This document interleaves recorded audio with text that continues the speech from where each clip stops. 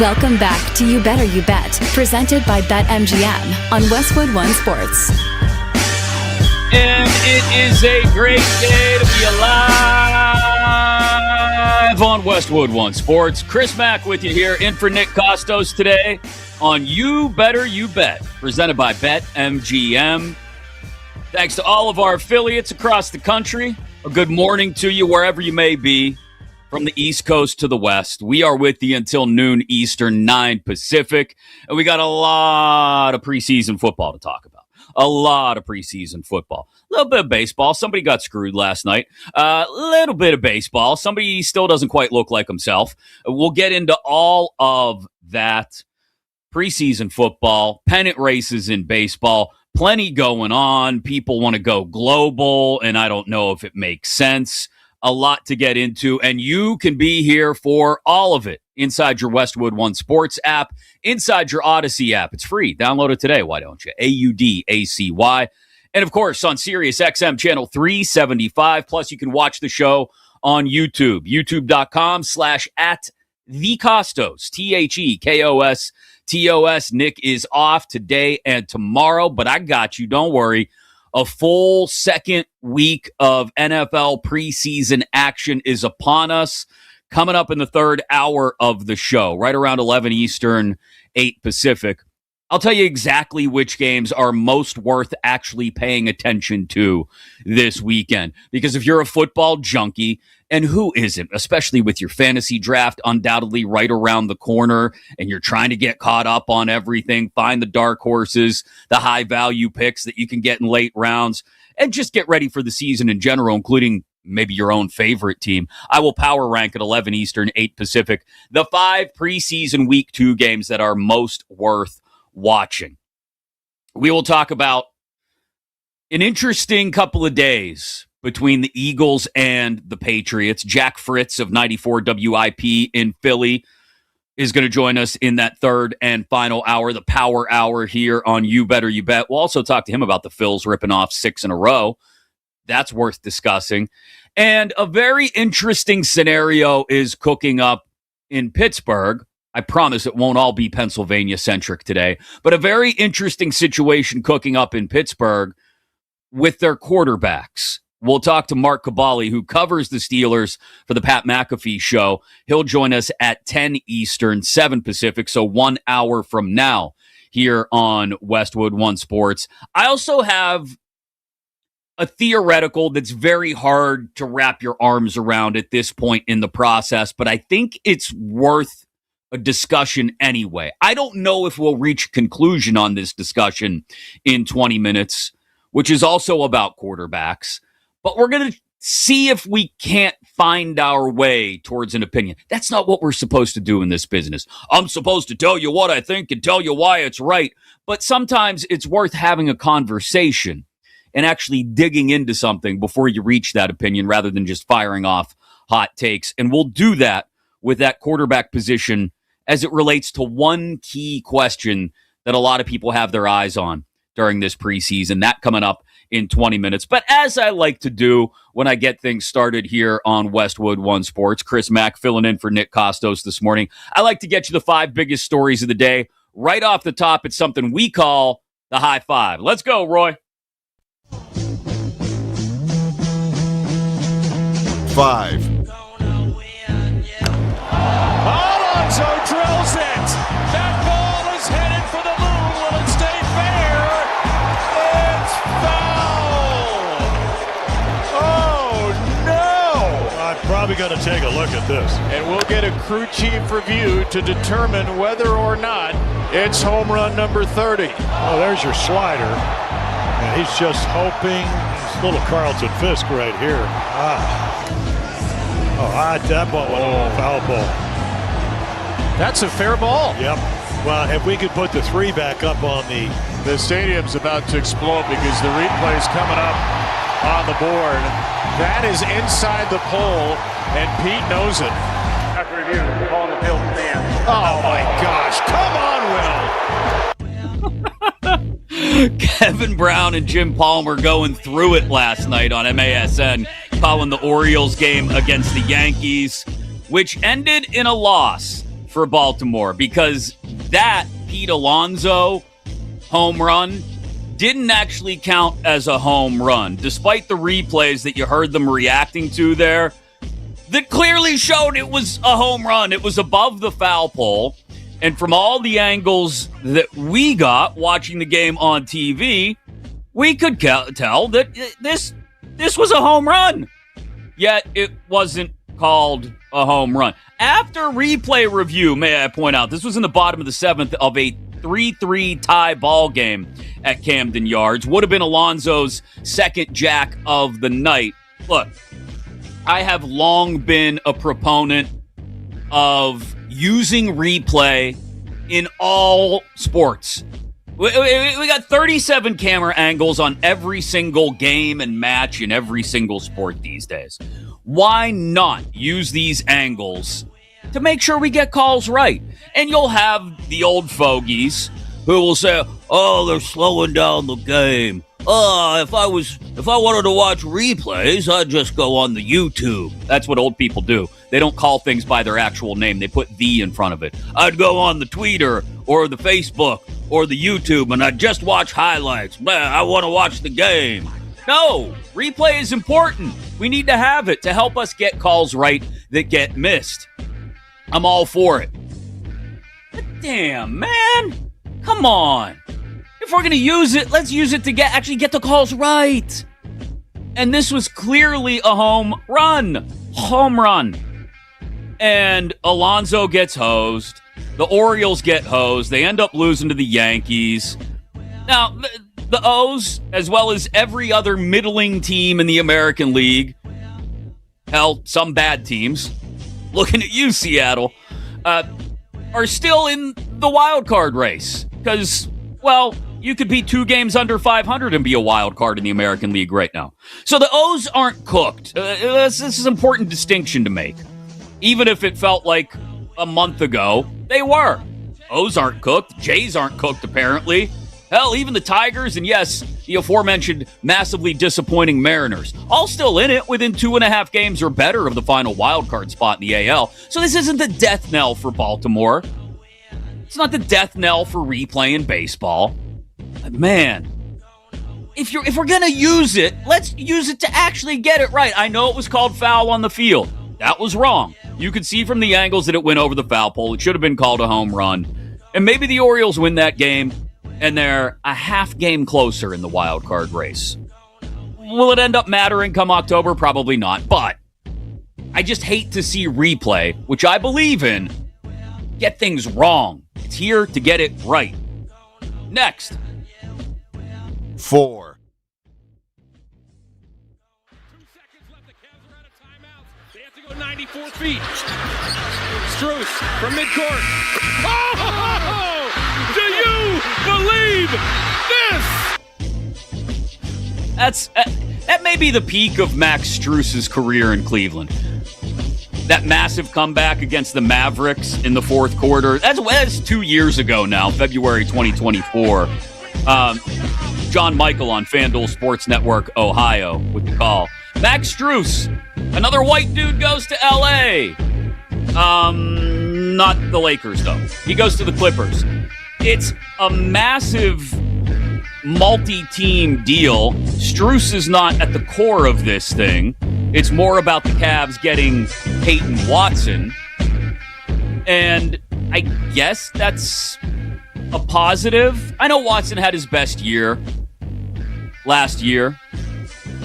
And this was the only way he was going to get paid, and the Cavs were going to get what they consider a crucial swing man between their backcourt and their front court. But doesn't this just feel like rearranging the deck chairs on the Cavs Titanic?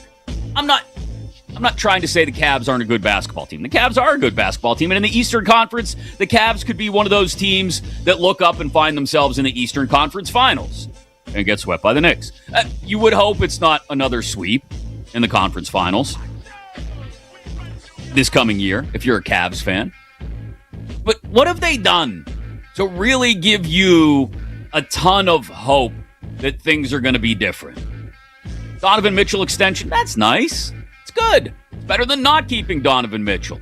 It's it's still all predicated on as long as James Harden is there. I can't believe in Cleveland come playoff time. I just can't. I'm sorry. I can't. And this is not the kind of deal that makes me go, ooh, okay. Get ready. Trip to the finals on deck. It's more that's nice. Yeah, I guess that's nice. So a multi-team deal, the Wizards, the Nuggets, the Clippers, the Cavs. The Cavs get Peyton Watson. As I mentioned, the Clippers get Max Strus. And I don't know if anybody got appreciably better from this late-night NBA deal that broke late last night. But there it is. Some late NBA offseason news for you while you thought the league was asleep. Number 3. Trying to get it through the air. He goes deep for Higgins. Caught. Higgins. Touchdown, Texans, 75 yards. Rich Eisen on NFL Network. That was week 17 last year. Texans beat the Chargers 20-16 in LA on a Saturday afternoon. Injuries continue to pile up. That's what happens, unfortunately, in training camp and the preseason around the NFL. Jaden Higgins, a torn ACL, out for the season in Houston. And look, as much as the Texans are built on their defense, they will only go as far as C.J. Stroud and that offense can take them. And another year losing a weapon in the receiving core, that doesn't help C.J. Stroud and the Texans' offense. You also had Tyler Warren tweaking a groin in Indianapolis. That's worth keeping an eye on without a ton of targets available to Daniel Jones and the Colts. But as unsexy as it may be, the offensive line is the focus for me when we talk about injuries yesterday around the NFL, because you had 2 key offensive linemen go down in spots. Danny Pinter in Baltimore, who had sort of taken control of the starting center job there in Baltimore, which we know was vacant with Tyler Linderbaum leaving in free agency, and Tyler Biadasz in LA for the Chargers, done for the year, it looks like. Those are 2 teams with quarterbacks, especially in Lamar Jackson's case in Baltimore, who are capable of great things. We know what Lamar's capable of. When he's totally on, he's the most dynamic player in the league. That part can't be disputed. It's just how often is he totally on and how often is the Ravens' offense actually clicking. And you've got the added variable of Jesse Minter as a rookie head coach in Baltimore. There's a lot to manage as a rookie head coach. You're adjusting from being just a coordinator, and I know that's why Minter is there, to help the Ravens defense find some consistency, which is what they think is all they need to get over the hump in the playoffs. But what they really need, in my opinion, aside from the defense actually gelling and finding some consistency in Baltimore, is to keep Lamar clean. Linderbaum out. It was a 4-man battle for the starting center job. And the guy who it looked like had wrested control of the position for his own is now out. Not sure how long, Danny Pinter. So they'll go to another one of those 3 guys. That's inconsistency at the most important spot on your offensive line. I know people will argue left tackle. Center is the captain of the offensive line. They're making the calls. They're making the adjustments in most offenses at the line of scrimmage alongside the quarterback. And now you got to get somebody else up to speed there in Baltimore. And the same thing goes in LA with the Chargers. Justin Herbert got ground to a pulp last year.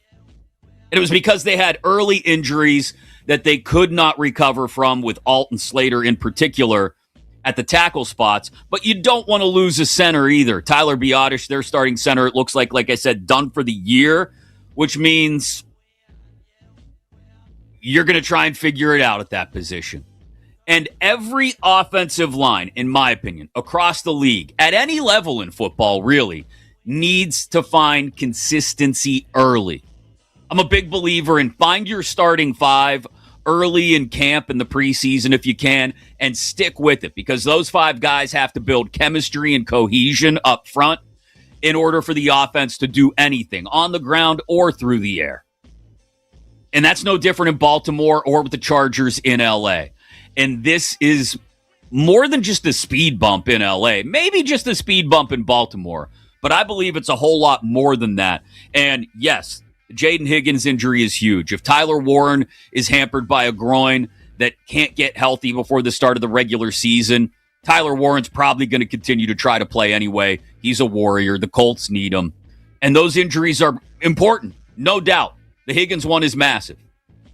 But those offensive line injuries are the ones I would be keeping a closer eye on as we proceed through week 2 of the preseason that officially gets started tonight in the NFL. On to number 2.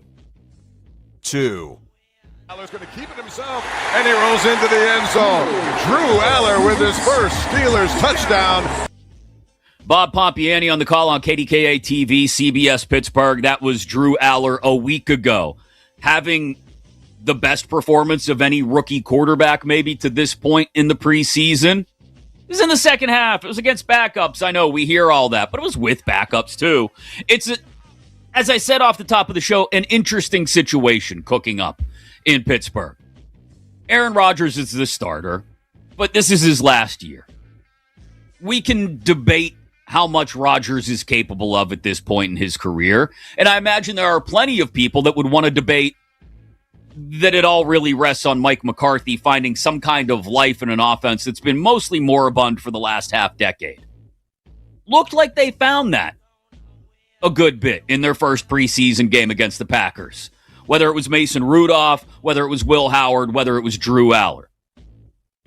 The Steelers' offense coming to life this year could be massive for them and really the complexion of the entire AFC North and AFC playoff picture. As some people think, it's McCarthy. He's a big dumb yinzer. He talks like this. He doesn't know what he's doing. And other people who believe, like myself, that McCarthy is just what the Steelers needed to breathe some life into an offense that hasn't shown many signs, promising signs, since Ben Roethlisberger had arm surgery now 7 years ago.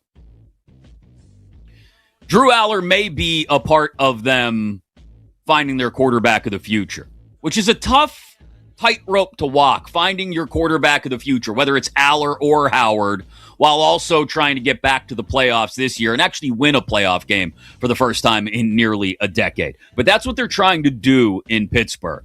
And they're trying to figure out, is Will Howard more than maybe just a 6th-round draft pick career backup? He's going to start their preseason game tomorrow night against the Jets, play the bulk, if not all of the first half. And then Drew Aller, widely regarded as preseason week number 1's wunderkind, is going to come in and play the second half.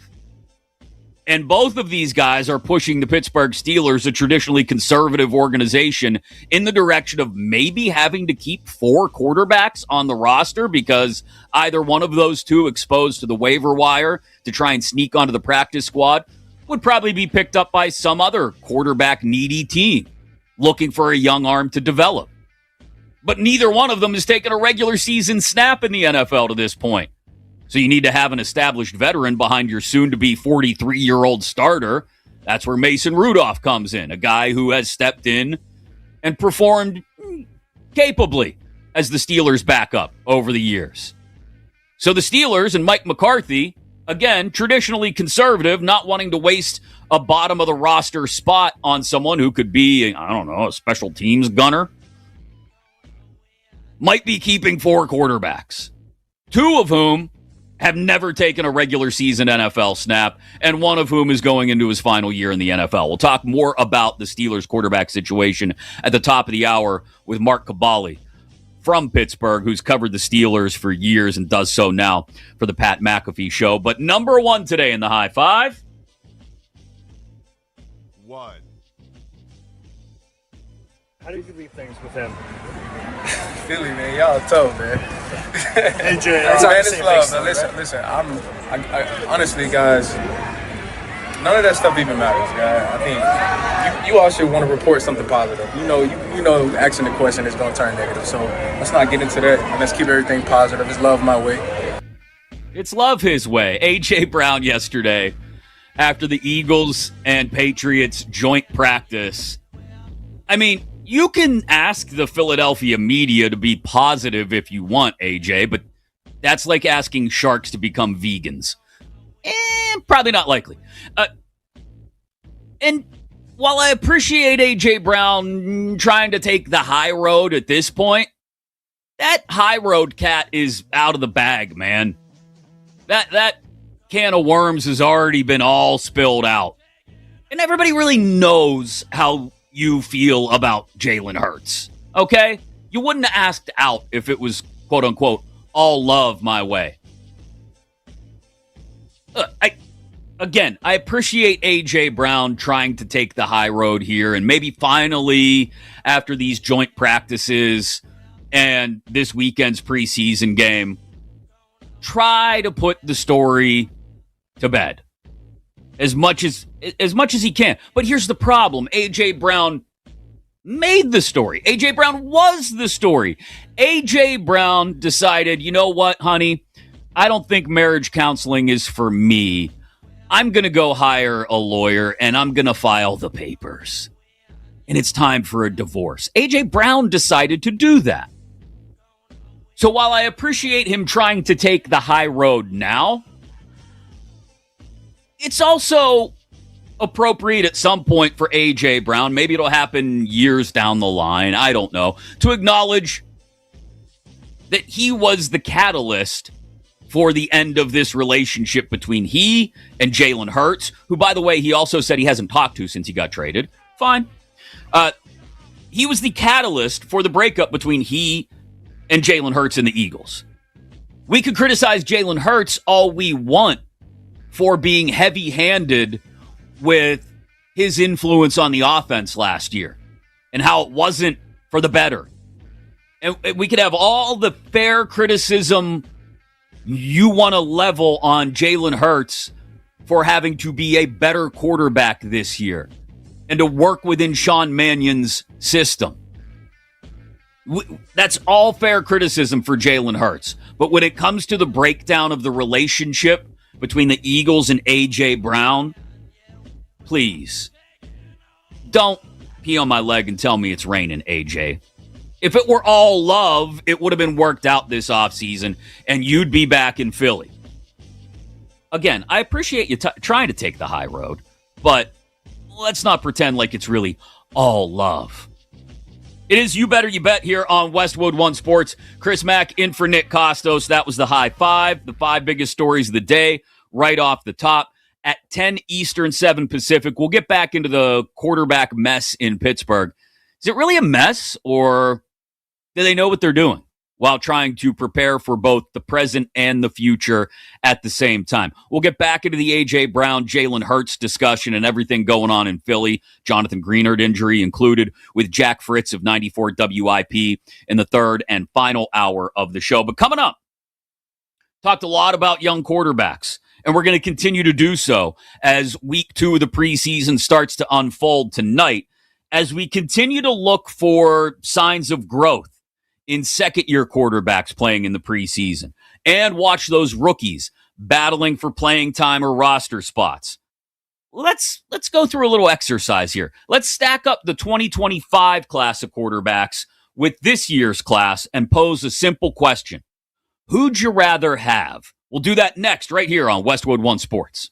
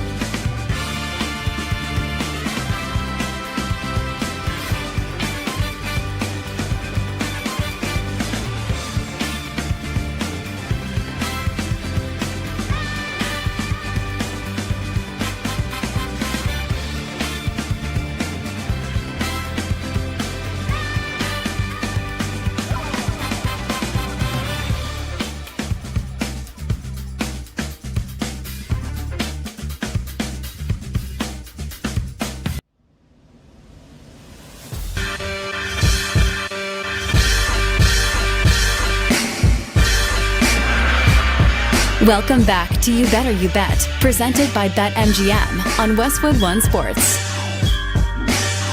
Look, I'm not patently against hot takes.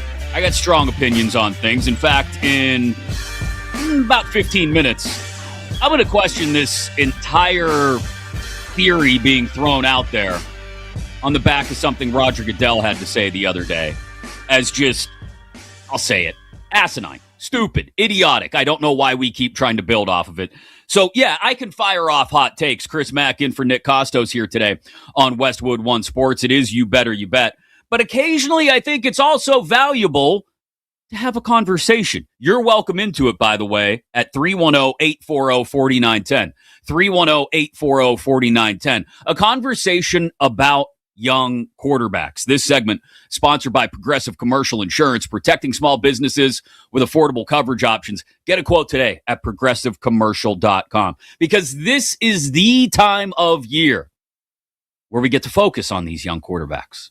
Some of these young quarterbacks, whether they're last year's draft picks or rookies this year, they might not see the field again after next weekend's final preseason games.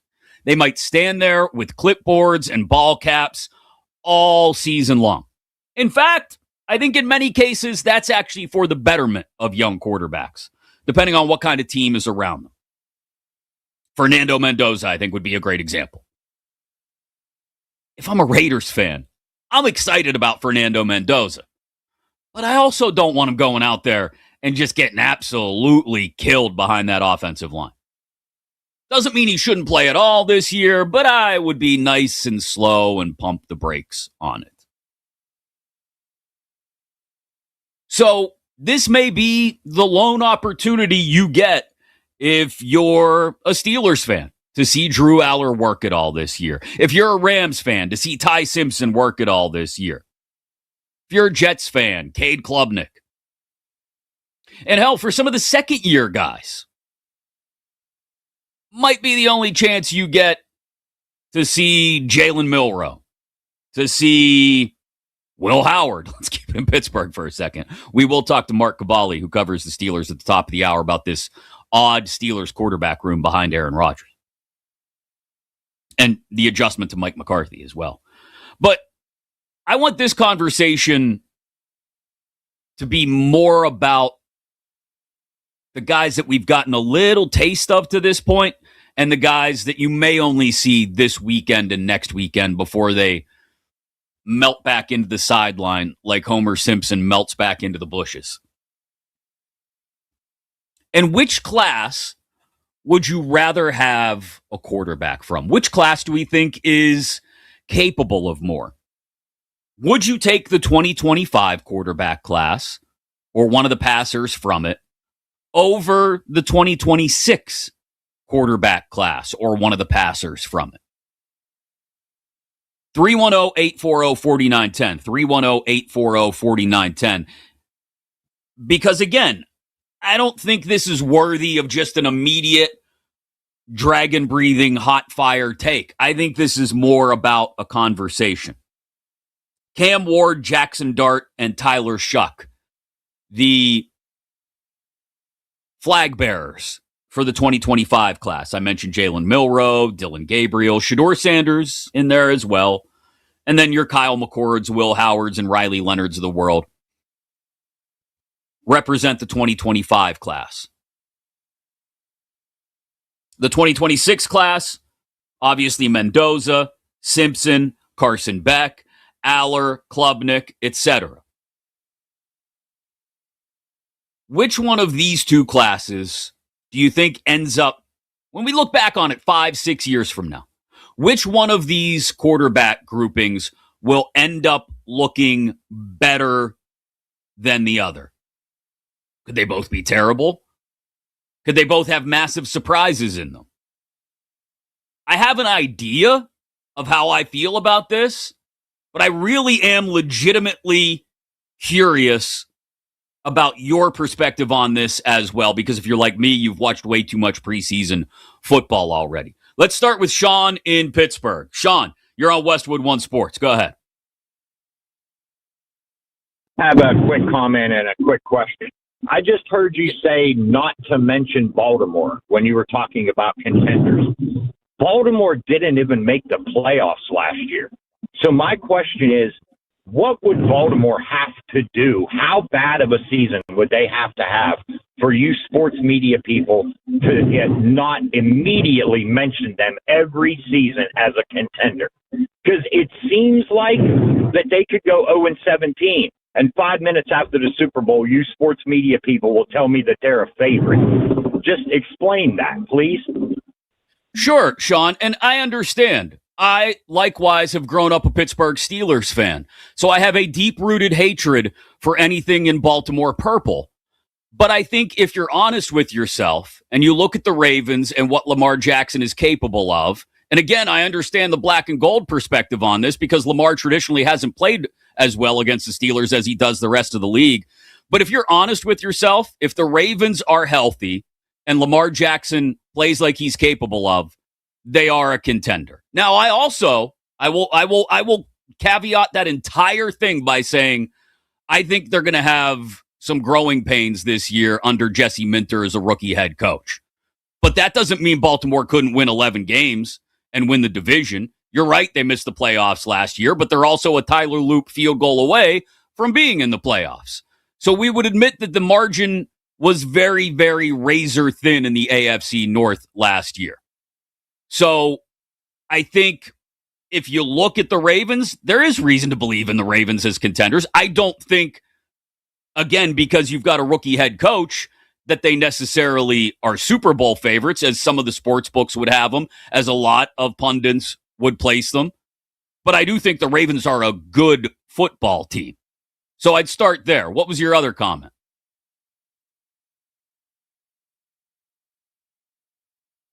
I think Sean's gone. I mean, you have to be honest. Even when you look at the rivals, the teams that you absolutely hate. And I understand if Steelers fans, you think the national media overhypes the Ravens.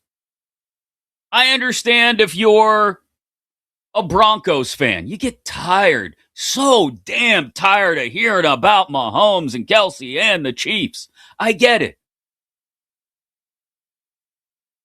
If you're an Eagles fan, please spare me how this is the year the Cowboys finally put it together. I understand. If you're a Seahawks fan, please go ahead. Tell me again how the Rams have the best roster from top to bottom. And they're just going to steamroll their way through the NFC this year. Who won the Super Bowl? Totally get it. Understand your resentment of the positive vibes that maybe surround some of your rivals. But if you can't also be open and honest with yourself about the Ravens being a contender, assuming everything goes well, and you're going to say, whoa, assuming everything goes well. Yeah, every team at this point in the year is assuming everything's going to go well. So there are positive vibes. Save those places where they're already dealing with major injuries.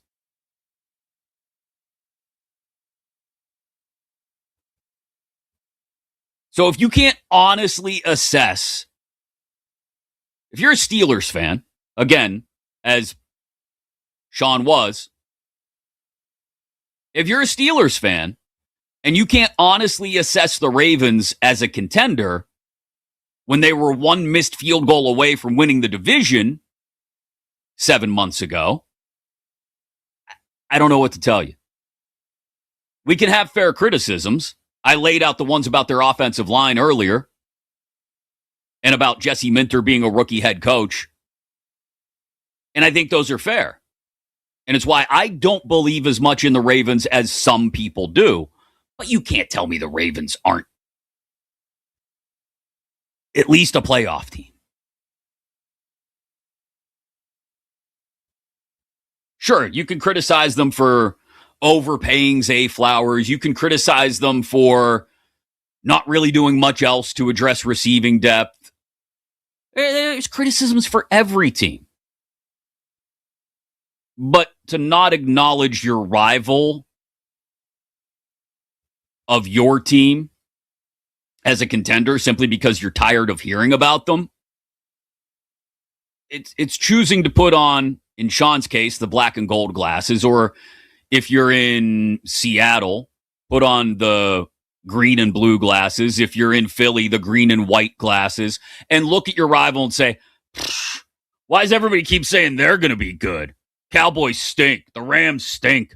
No, they don't stink. You can be mad that people think they're going to be good. By all means, go ahead. But don't let it completely delude you. We got off topic. I do want to talk about the quarterbacks. Maybe we'll push that conversation back just a few minutes and talk about the 2025 class against the 2026 class, because I do think that's a conversation that is worth getting into. But coming up next, recent comments from Roger Goodell have everyone and their mother throwing around ideas for what NFL international expansion could look like.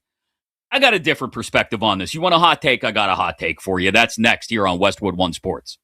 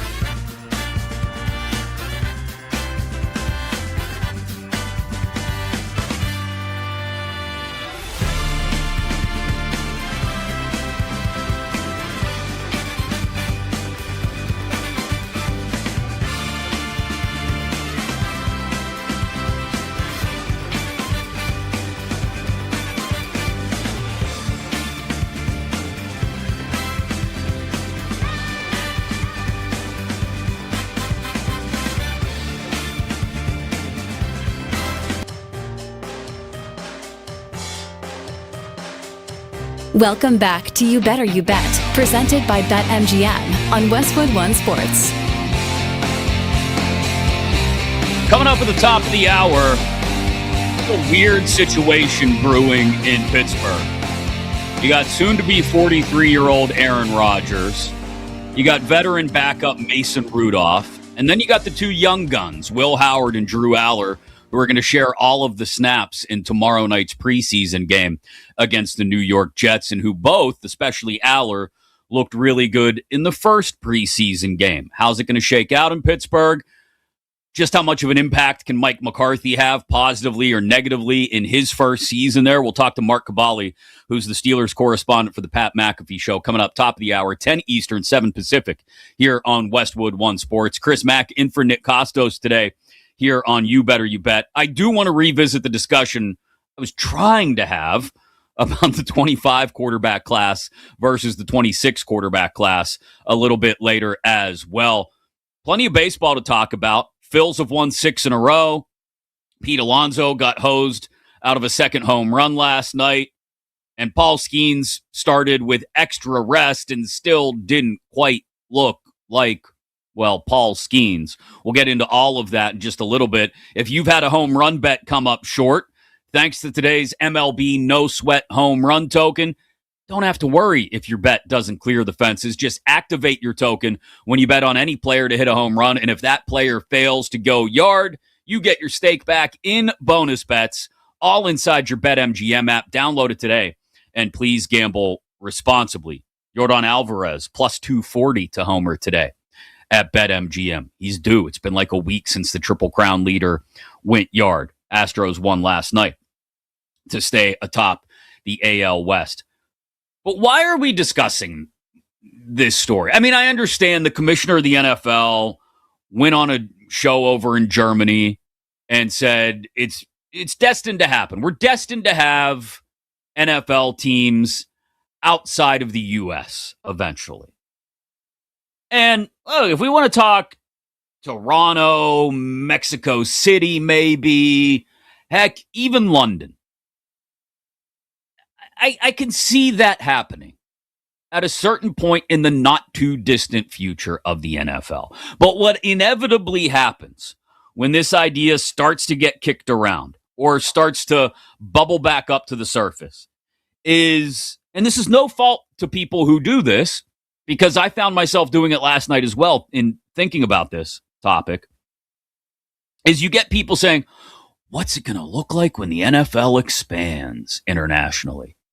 What division would you put London in? Oh, would you put them in the AFC East, the NFC East? You know, and you start to look at the travel logistics. And could every division have an international team? Could it be an entire international division? What does that look like? All these questions start to bubble to the surface. And I think we miss the forest for the trees just a little bit here, in that you can only have so many international markets in the NFL with permanent teams, permanent franchises, because the logistics of it are just too overwhelming.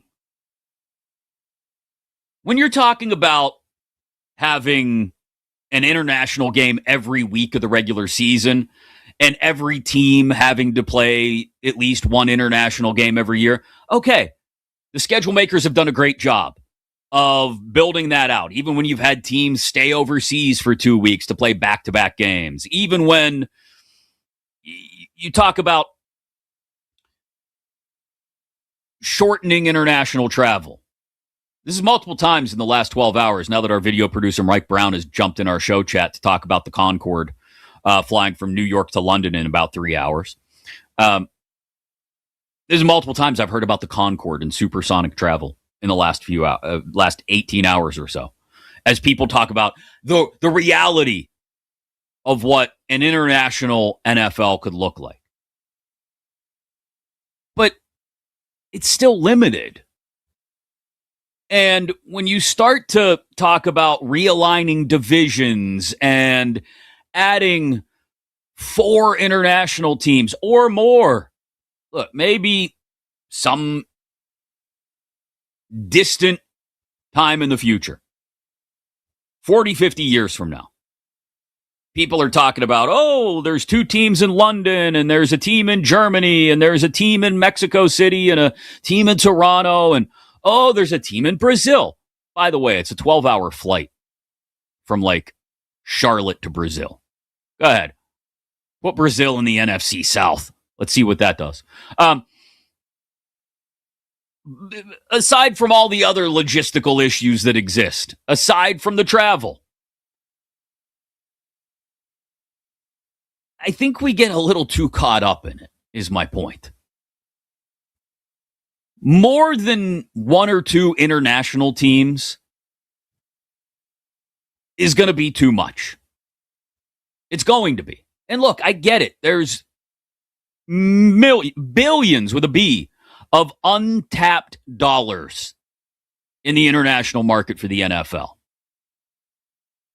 So I understand why they've gone that direction. Roger Goodell, whatever complaints you may have about him, has done a wonderful job of turning many of his owners from millionaires into billionaires over the course of his stewardship of the NFL. Money just rains down on the league at this point. So I get it. He's done a good job of that, but there's only so much that can be done to mitigate the logistical nightmares that would exist with with teams beyond, say, like I said, the other North American markets in Mexico City or Toronto and maybe London, because they figured out how to make London work. Like, I don't see a world with an NFL division in Europe. I don't.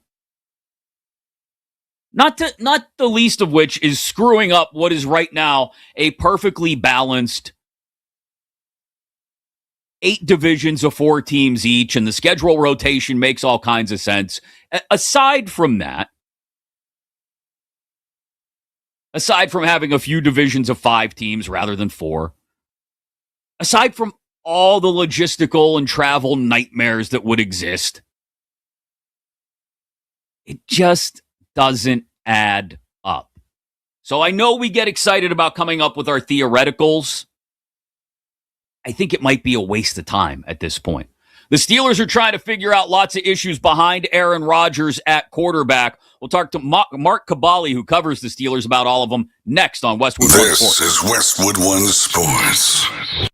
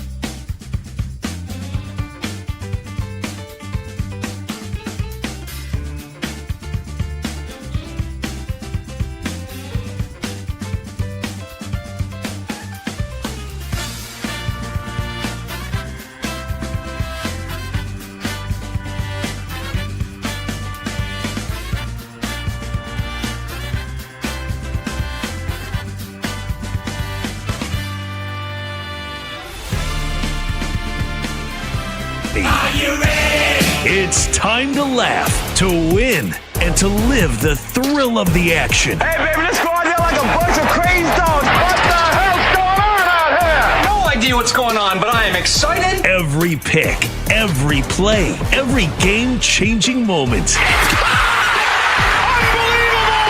This is You Better You Bet, brought to you by BetMGM on Westwood One Sports. Chris Mack in for Nick Kostos today here on Westwood One Sports. It is You Better You Bet, presented by BetMGM. Inside your Westwood One Sports app, the Odyssey app, AUDACY, live across North America on Sirius XM Channel 375. 1 hour from now, I'll tell you which preseason games this weekend are actually worth paying attention to. I think there's a handful of them. And coming up in about 20 minutes, back into that discussion of quarterback classes. Would you take last year's or this year's? This is that time of year where you get to watch all these young quarterbacks, especially the rookies who might not touch a football during a game again once week one of the regular season gets here. They have an interesting such scenario with quarterbacks from each of those two classes in Pittsburgh. They've got Will Howard, 6th-round pick last year. Drew Aller, 3rd-round pick this year. Both behind Mason Rudolph, an established veteran backup, and they're all behind Aaron Rodgers, soon to be 43 and reunited with Mike McCarthy. Here to talk about that very interesting Steelers quarterback room. He's the Steelers correspondent for the Pat McAfee Show. He's been covering the team for damn near a quarter century. He also co-hosts a podcast with me a few times a week called Kabali and Mac. He's got the Steelers Collective as well. Mark Kabali joins us here on Westwood One Sports. Kaboom, good morning. Are you excited for preseason football tomorrow? Excited is a strong word. I mean, well, when you cover a team for so long, you try to invent things to be interested in. So at least the Pittsburgh Steelers are doing that this year for us with the quarterback situation, even though it's not the starting quarterback. It's the who's going to be the backup, who's going to be the third, who's going to be the fourth. My goodness, we're even debating who's going to be the third or fourth running back right now. So that's typically a good sign, Mac, if you're not worried about the 22 starters or the 28 or 29 guys you're going to play, if you're worried about backups. But I guess interesting to see how Will Howard and Drew Aller might play on Friday against the New York Jets. Yeah, what I think is most interesting to people who haven't really paid much attention to the Steelers over the course of the offseason, now preseason, is, wait, this traditionally conservative franchise who brings in a veteran head coach, granted in his first year with this team, who you would think would be a little more conservative in their roster management practices, is considering keeping 4 quarterbacks, even though they're probably counting on 2 of them to never touch the field this year. Just how realistic is that for the Steelers to keep Rodgers, obviously, as the starter, Rudolph is the backup they know they can throw in for a week or two if they have to, and then Howard and Aller as young developmental prospects? Well, historically speaking, around the league, it's not very normal for that to happen. You have to really dig deep to find a team keeping 4 quarterbacks, and there's usually a reason why. If it's a Taysom Hill, or back, if you know, showing your age, if it's a Cordell Stewart back in the late 90s, teams normally don't do that. It's more of they would keep 2 rather than 4, but the Steelers are in a very unique situation. I think what Will Howard was able to do last week, at least in a limited opportunity against the Packers, definitely brings it into play a lot more right now.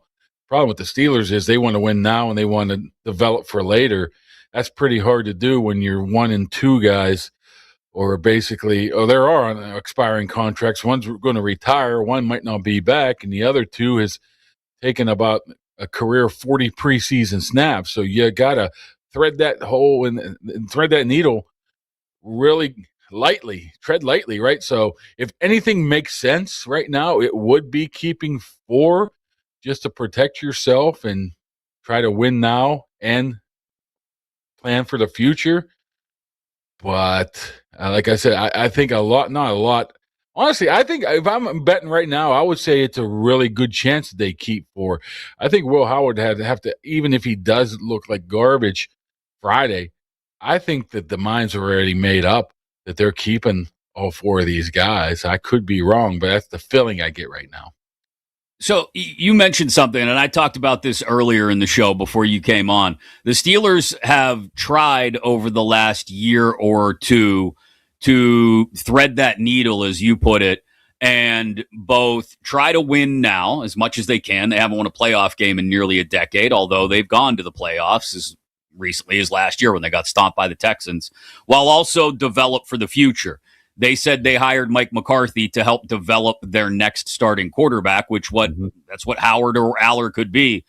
In your opinion, how well have they threaded that needle to this point? I know a lot of it remains to be seen with the quarterbacks in particular, but have they done a decent job of doing something that a lot of people think is impossible to do, which is plan for both the present and the future? Oh, so far so good. Very, very small sample size with Aller only playing a little bit, and he's a work in progress. That's why we don't even bring him into the conversation. He's making the team. He's going to be the number 3.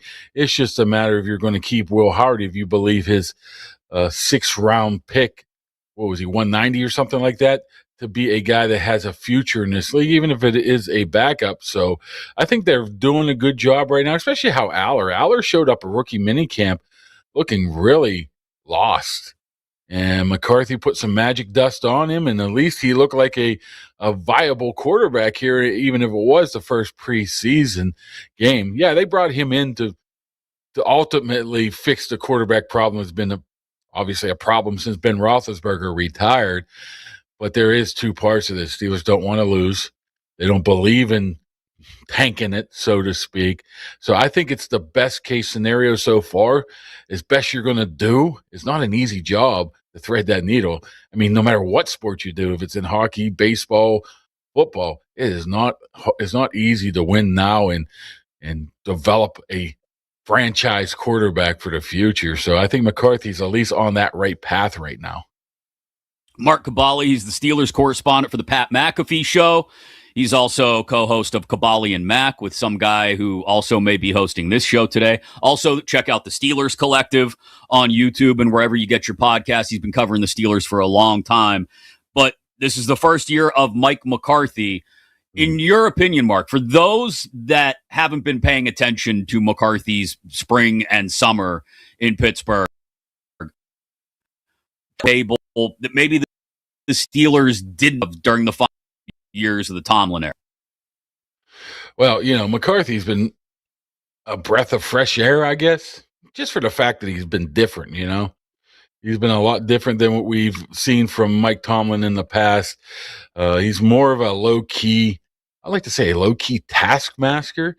He's really, really diligent in what he does. And I think a lot of people in Pittsburgh were skeptical of his ability or why they hired him. They believed that, they hired him because he was a Pittsburgh guy and he spoke like us and he talked like us and he looked like us. But then they quickly realized that he's a pretty doggone good coach. So I like the hire. I think there's a lot of people do like the hire, and I don't think he gets enough recognition nationally. If you look at his resume, Matt, compared to maybe John Harbaugh, they're the same person.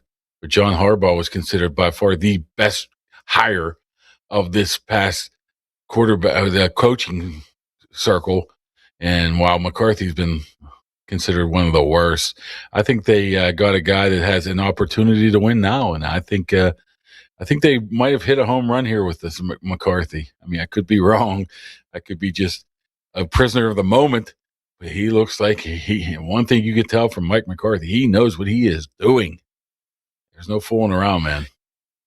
Yeah, he had the offense. He pushed all the right buttons with the Steelers' offense in the first week of the preseason. Mason Rudolph looked good, couldn't finish one drive, and Will Howard looked good. Drew Aller, as everyone noticed, looked really good too. 2 touchdown passes, 1 on the ground as well. So, what is the game plan going into tomorrow night's game against the Jets? I know it's Howard and Aller, probably a half for each, but will it be, again, specifically built around the strengths of each of those quarterbacks as it looked like it was in the first preseason game? Teams don't really game plan for preseason games, but it was obvious that McCarthy was trying to take his quarterbacks and put them in the best possible position to make plays in week 1 of the preseason. I mean, I don't see why preseason would be any different than the regular season. You're not going to go ask Will Howard to do something he's not capable or not good at doing. So I wouldn't, try to lose yards on first and second down, just see how he proceeds on the third and long or anything like that. They're probably not going to game plan, but they're definitely going to set him up in positions to be able to succeed. You just want to see him in more of a traditional offense. Where he was really good last week was the 2-minute drill. I mean, they practiced at McCarthy every single practice. I mean, that's how they end practice. So he was miles ahead of what the Packers are looking for. Now let's see if he can just run a traditional offense, the first series and the second series. I think that's what you're looking out of for him right now, and see how he's able to react to that. Maybe some better players, maybe some unusual circumstances, but hey, he's not having DK Metcalf and Michael Pittman to throw to either, and probably not Rico Dowdle and Jalen Warren to hand off to. So, you have to take that into account as well. But they want to get a really good look at all the young guys. I don't think McCarthy's quite interested in seeing the veterans anymore this camp. So it's going to be a very young crew out there. If you're watching that game, you're probably not going to know a lot of the guys out there, at least by the second quarter. What's this offense going to look like once Rodgers is out there in the regular season, and Metcalf and Pittman and Pat Freiermuth, Darnell Washington got extended, so they have weapons at tight end. You mentioned Jalen Warren. They brought in Rico Dowdle in the backfield as well. Can it look as efficient with Rodgers finally in there come the regular season as it did in the first preseason game last week? Yeah, you would think, but they're keeping it kind of tight to the vest here right now. I mean, the guys that they bring in, you would think that they would want to be more of a power run team with Dowdle and Warren, big guys, and a couple big receivers, and obviously Darnell Washington pushing 3 bills, and an offensive line that has pedigree across it, first and second rounders. But that's not Mike McCarthy. Mike McCarthy's West Coast, move the pocket, play action, deep shots down the field. So I think it's going to be a little bit of a mix from both. I don't think we've really seen. First of all, we haven't seen a ton of those reps together as a entire unit. So when we go into that Atlanta Week 1 game, I think it's going to be. You have an idea what it's going to look like. It's going to be looking very much like the old school McCarthy, Rodgers. Like I said, West Coast quick throws. But you're not 100% sure right now as well because they just haven't played together very much yet. So I think that's by design. I don't think he wants to show a ton of stuff right now. I think he wants to surprise some guys here on, September 13th. Mark Cabali, Steelers correspondent for the Pat McAfee Show, with us here on Westwood One Sports. On the other side of the ball, the Steelers have been inconsistent against the run the last couple of years. They drafted Derek Harmon a year ago. He helped somewhat when he was healthy. They just gave Keanu Benton, a draft pick out of Wisconsin a few years ago, a big extension also on the defensive line. But really, it's going to go as the veteran leaders go. Cam Hayward somehow is an ageless wonder and continues to play at an all-pro level. TJ Watt, though, is looking to bounce back. And it's also kind of flown under the radar, as we've talked about injuries a lot during the preseason and training camps around the NFL, that Jalen Ramsey still has yet to step on the practice field. This defense, like I said, is predicated on the success of those big-name veterans that I just threw out there. But can they find more consistency first and foremost against the run game? And just how thin could things get in the secondary if Ramsey isn't back by week 1? That's the key, I think. I think we're really not thinking much about how this run game struggled at times. You look at the stats, and I think they're right in the middle of the pack. But if you watch and follow the Steelers, their run game is very uneven, and they need to fix that a lot. They brought in an entire new coaching staff to be able to fix that, with Patrick Graham being the defensive coordinator. But, yeah, they're going to really have to rely on a lot of their stars. They got a pretty deep defense, at least the front 7. I mean, you can go 6 across the front. You can go 4 on the outside we don't even bring in probably last year's defensive MVP and Alex Highsmith. We just talk about Herbig and Watt. You got Jack Sawyer, who's an up-and-comer. You got some good inside guys, but I think a lot of it's going to be based on the health. Right now, the health of the secondary. Deshaun Elliott was very good a couple years ago, got hurt last year. He says he's back. That's a huge get, but I think a lot of it's going to be surrounded on the health of Ramsey.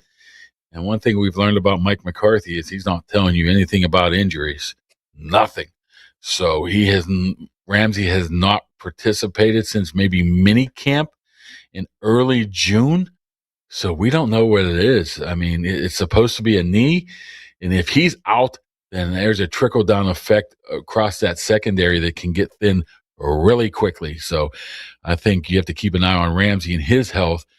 Then I think you have something there. Porter's going to be back, of course, whenever he signs. And you got Asante Samuel, and you got, of course, Jaquan Brisker, who's another guy that was a great pickup in the offseason for a little bit. But I think more than ever, there's a lot of hope with this defense to actually live up to what they're getting paid. And I think TJ Watt needs to stay healthy as well. I mean, there's a lot of ifs and buts here, but they do have the talent, a ton of talent on defense. How do you think Mike Tomlin's going to do on TV? I had high hopes at first. He's trying too hard. Trying too hard. See, I think in a controlled setting, coming up with the Tomlinisms and the catchphrases every week, it was really good, right? Or at least he was entertaining for those of us in the media to go, oh, he just said, if you got red paint, you got to paint the barn red. Or, that would be an excuse and we don't make them. Or you don't want to see how the hot dog's made. All these Tomlinisms he's come up with over the years. But I don't know if he's going to be able to scratch the football itch just sitting down every Sunday night to watch a game. Like, I really think he's going to look up at the end of the year and be like, that was okay, but wasn't really all that much fun. And he's going to find himself back on a sideline a year from now. I mean, so far, I don't really like, I know it's a small sample size if it's Jimmy Fallon or if it's the preseason game, of him trying to be, this funny, personable guy. I want Mike Tomlin to tell me about football. I think I saw some promos about him talking to a camel or something for this week. So I'm like, well, I don't even know what's going on here. That's going to get old really quickly, man. I think people are going to like that side of Mike Tomlin nationally. But here in Pittsburgh, we've seen it for 20 years and we've seen it for 19 years. That guy that talked on Jimmy Fallon the other day, we're like, I don't know who that is. He wouldn't even acknowledge us, and he's making jokes on Jimmy Fallon. It just seems like it's forced right now. Stick him to football, and I think he'd be all right. As for the itch, that itch goes away when that money hits the old bank account, Mac. You only got to work 2 days a week. Yeah, that's a fair point, too. Mark Caballi, Steelers correspondent for the Pat McAfee Show, with us here on Westwood One Sports. Chris Mack in for Nick Kostos on You Better You Bet. Before I let you run, circle all the way back around to where we started with the quarterbacks. Knowing that they are preparing to keep 4, but that injuries in the secondary may create a bit of a roster crunch at the bottom of the roster. If they were to get an offer for, say, Rudolph or Howard on the trade market around roster cutdown day, what do you think? Would they have to get somebody offering them, a second-day draft pick, which I don't think would happen for either one of those two, but would they be willing to listen on offers for either one of those two, knowing that the roster crunch may exist and maybe 4 quarterbacks all year isn't realistic? You always listen. You always pick up the phone and hear what they have to say. But a 6th or a conditional 7th round pick, which you're probably going to get for either one of those two, Howard or Rudolph, if somebody comes a calling, is not worth what their value is currently to the roster. You have Will Howard that could be a starter next year, potentially, or worse, he could be a long-time backup. And you got Mason Rudolph, who can come in and win you a couple games, would be invaluable this year. Is that worth, a 7th rounder, a 6th rounder? I don't think so. Maybe, just maybe, if I'm throwing this out there, if you're looking at the trade deadline right after Halloween, and if you're really, really happy with, say, Aller/Howard after keeping 4, and somebody wants a quarterback, maybe. I don't see that happening. I think there's should stay with. I'm still a little bit skeptical if they're going to keep 4. They might try to sneak Will Howard on, but I think Rudolph and Rodgers are one. I think it's the only question remains is if Howard's on the 53-man or if they try to get him on the practice squad and he doesn't clear waivers. I think that's the only question that remains with the quarterback situation. Steelers host the Jets tomorrow night. It'll only be Howard and Aller taking snaps. No Rodgers, no Rudolph. Something to watch in week 2 of the preseason. Kaboom, appreciate the time this morning, my friend. All right, we'll see you, Mac. Mark Cabali, Steelers correspondent for the Pat McAfee Show. Also, my co-host on Cabali and Mac, which you can find wherever you get your podcast, where we talk Steelers and everything Pittsburgh. And also the Steelers Collective. The man's very busy. He's been covering this team for nearly a quarter century. He's got a lot of institutional knowledge, as we would say, about how things work down on the south side of Pittsburgh with the Steelers. A lot of it has changed, though. Even some of the basic procedural stuff has changed under Mike McCarthy. And I've said this repeatedly. I know many people. You saw the ESPN rankings that came out earlier this week for coaching staffs and rosters and quarterbacks, and the Steelers were near the bottom of the rankings. There's not a lot of respect for Mike McCarthy and or Aaron Rodgers around the league. And I think in the case of McCarthy, it's foolish to look at this guy as just a big galoot from Pittsburgh who got the job because he's from there and talks like this. And people think Mike McCarthy isn't a bright offensive mind. He is.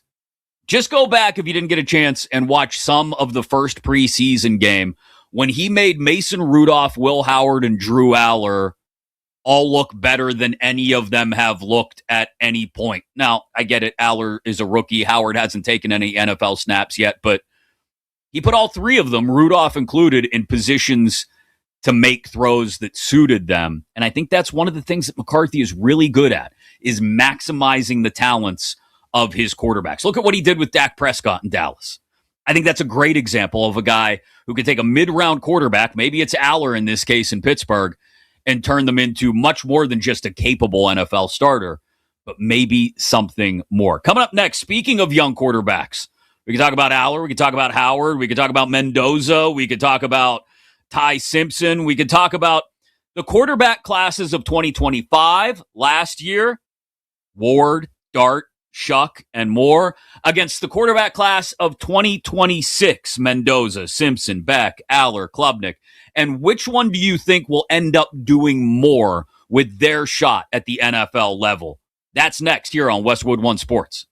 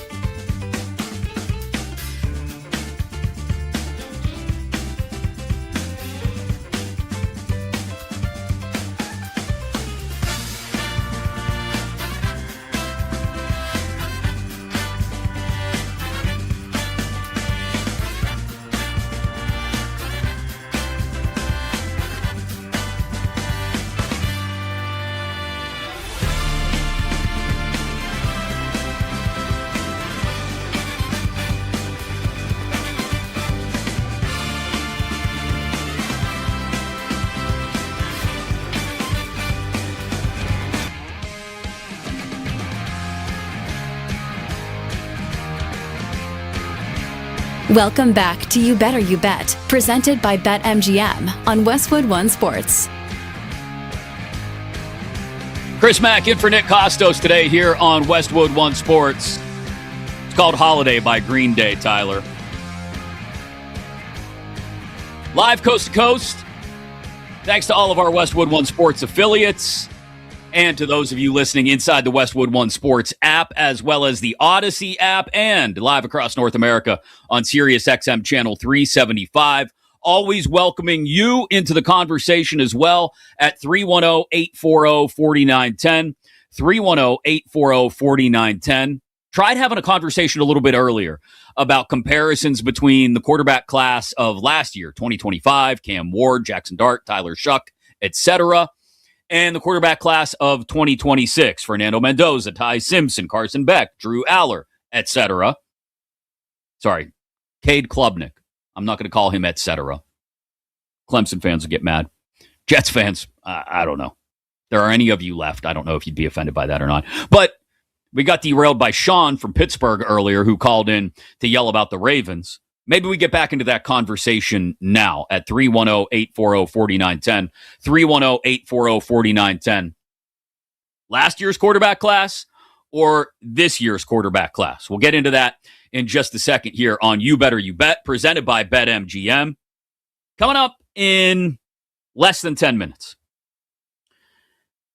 Somebody had some extra time to prepare for something. It's like your teacher giving you an extension on a deadline for a paper.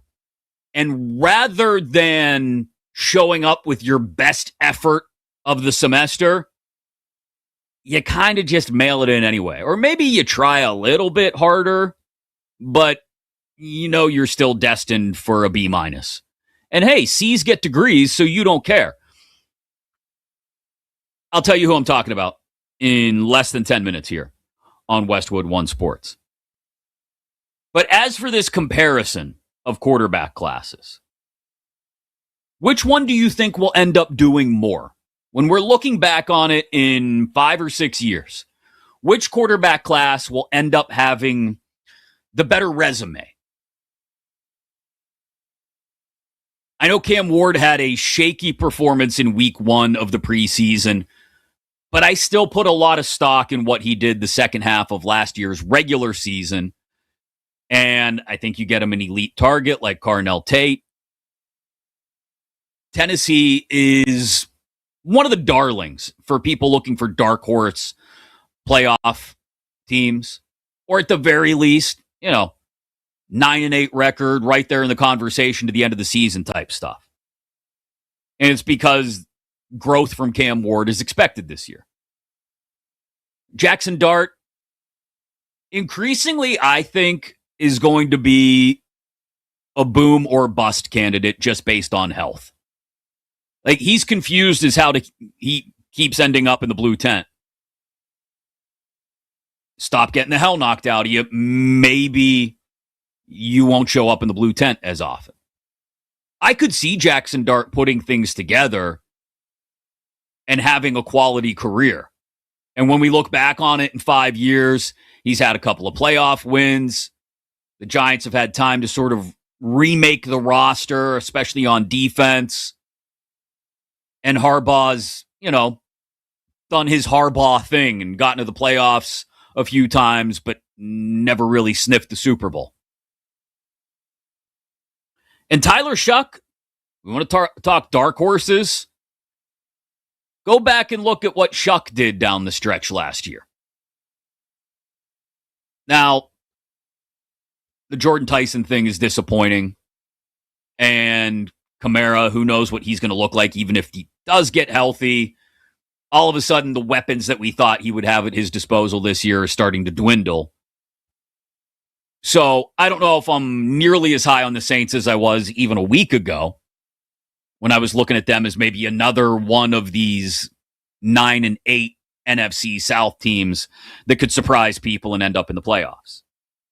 But I do think I would sort of tighten the window on my expectations for the Saints. Like, if you would have asked me a month ago, hey, what do you think the Saints record is going to be?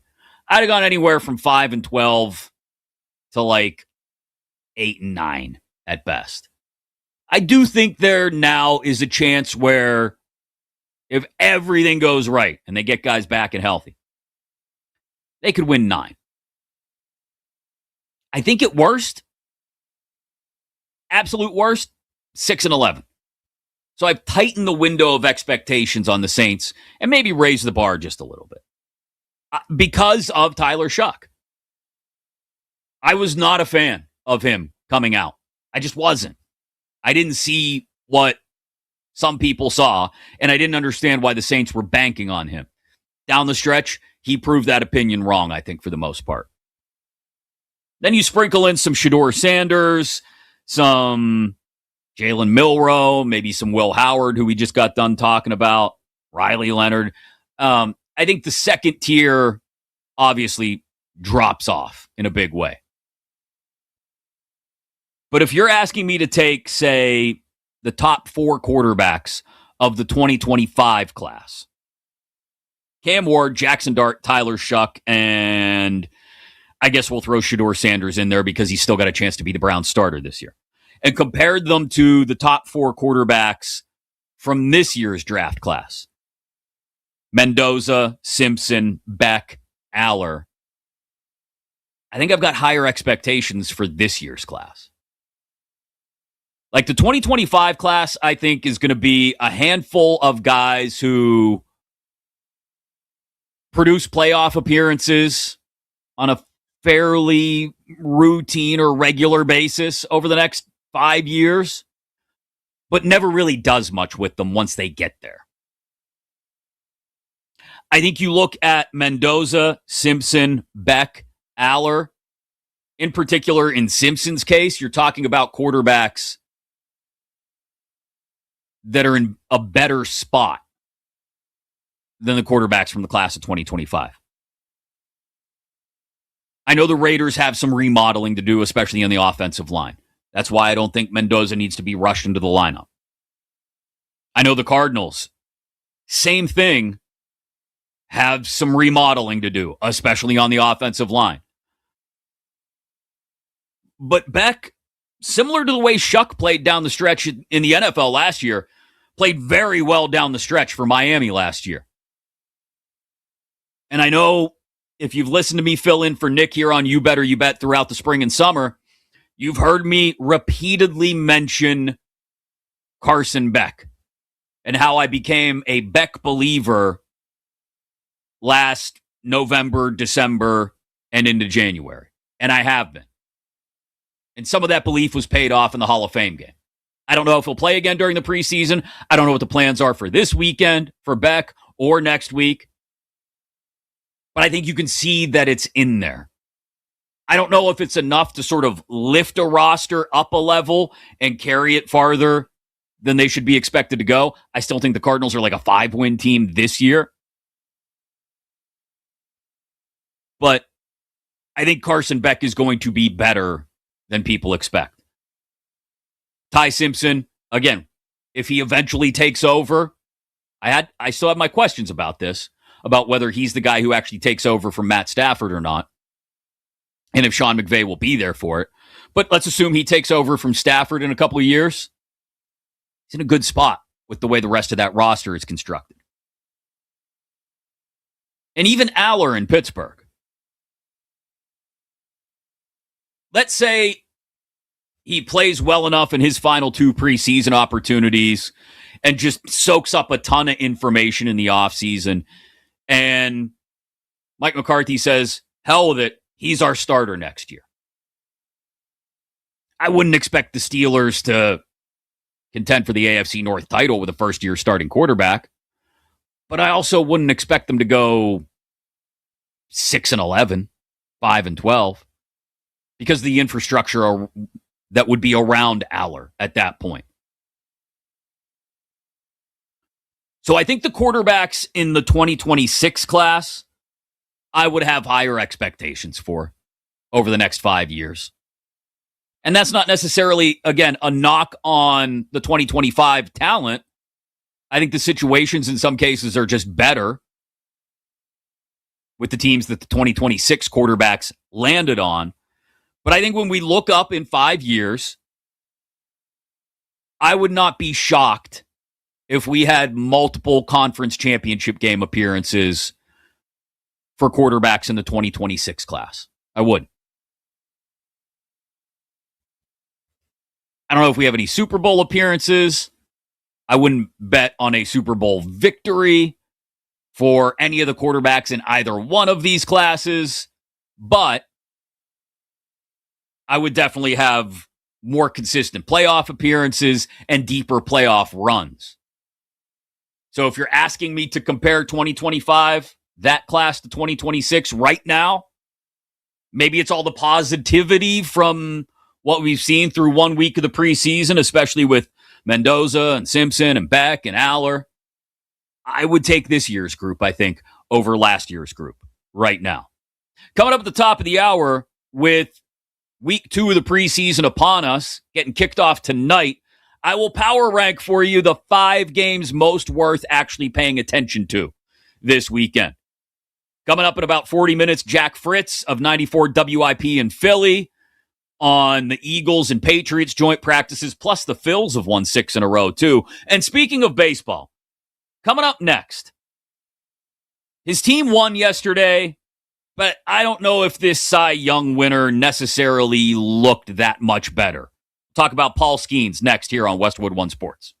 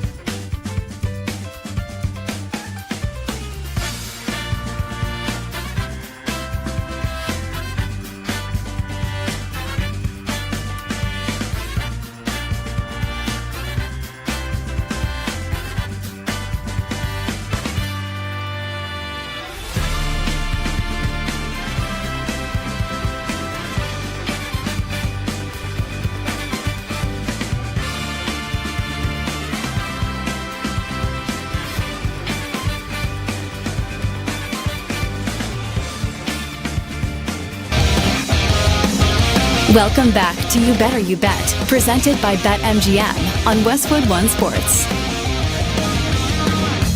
Coming up, his team won, but I don't know if we feel any better about this guy after yesterday's start. That in just a second here on Westwood One Sports. Chris Mack in for Nick Kostos today here on You Better You Bet, live across North America on Sirius XM Channel 375, also inside your Westwood One Sports app and the Odyssey app. Speaking of baseball, your home run bet come up short? That's why the BetMGM app is here to help. You can use today's MLB No Sweat Home Run Token, and you don't have to worry if that bet doesn't clear the fences. Just activate your token when you bet on any player to hit a home run, and if that player fails to go yard, you'll get your stake back in bonus bets. Download the BetMGM app today, and please gamble responsibly. We were having an interesting conversation, the gang, behind the scenes during the break, about whether each of us would rather watch preseason football or regular season baseball. And I said it's completely dependent on what game we're talking about or what market or fan base we're talking about. Like, if I were a Philadelphia sports fan right now, first of all, I'd be swearing a lot more. I'd probably have a random cut on my face from getting in a fight a few minutes ago. I'd be very angry. But I'd also be much more interested in watching the Phillies than a bunch of backups play the Patriots this weekend.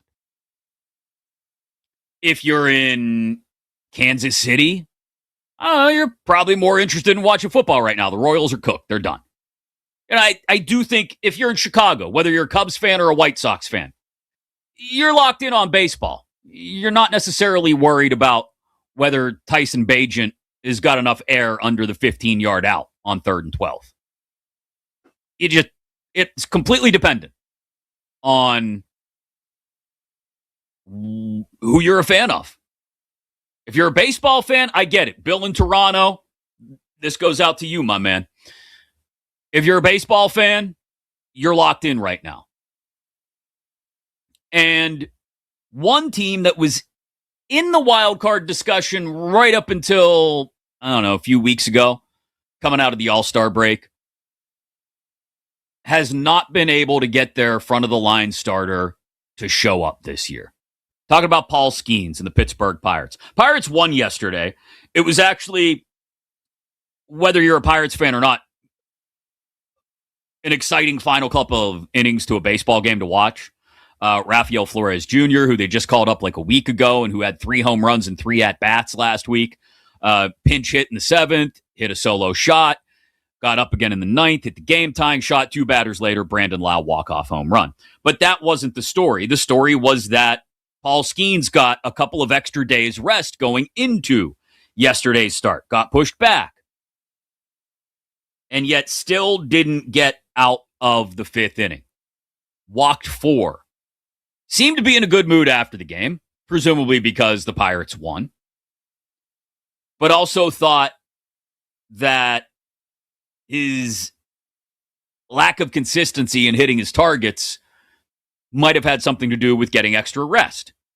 He also was able to turn up the 4-seam fastball just a bit. Added an extra mile an hour on that from where it was in his last start. 20 pitches of 97 miles an hour or more as compared to none in his previous start. 9 whiffs as compared to 1 in his previous start. So Skeens somewhat started to look like himself a little bit, but again, didn't get out of the 5th and was a little wild. And we've been asking baseball fans each other the same question all summer. What the hell's going on with Paul Skeens? And I hate to be overly simplistic. I'd love to dig into this and come up with all sorts of layers and reasons and new pitching coach and altered delivery and, oh, look, he's got a little bit of a gut now. I've heard people say that. He's not conditioning like he used to. All kinds of reasons. I think it's really simple. Paul Skeens has thrown a whole hell of a lot of pitches since he was originally called up just over 2 years ago. The man hasn't really missed anytime.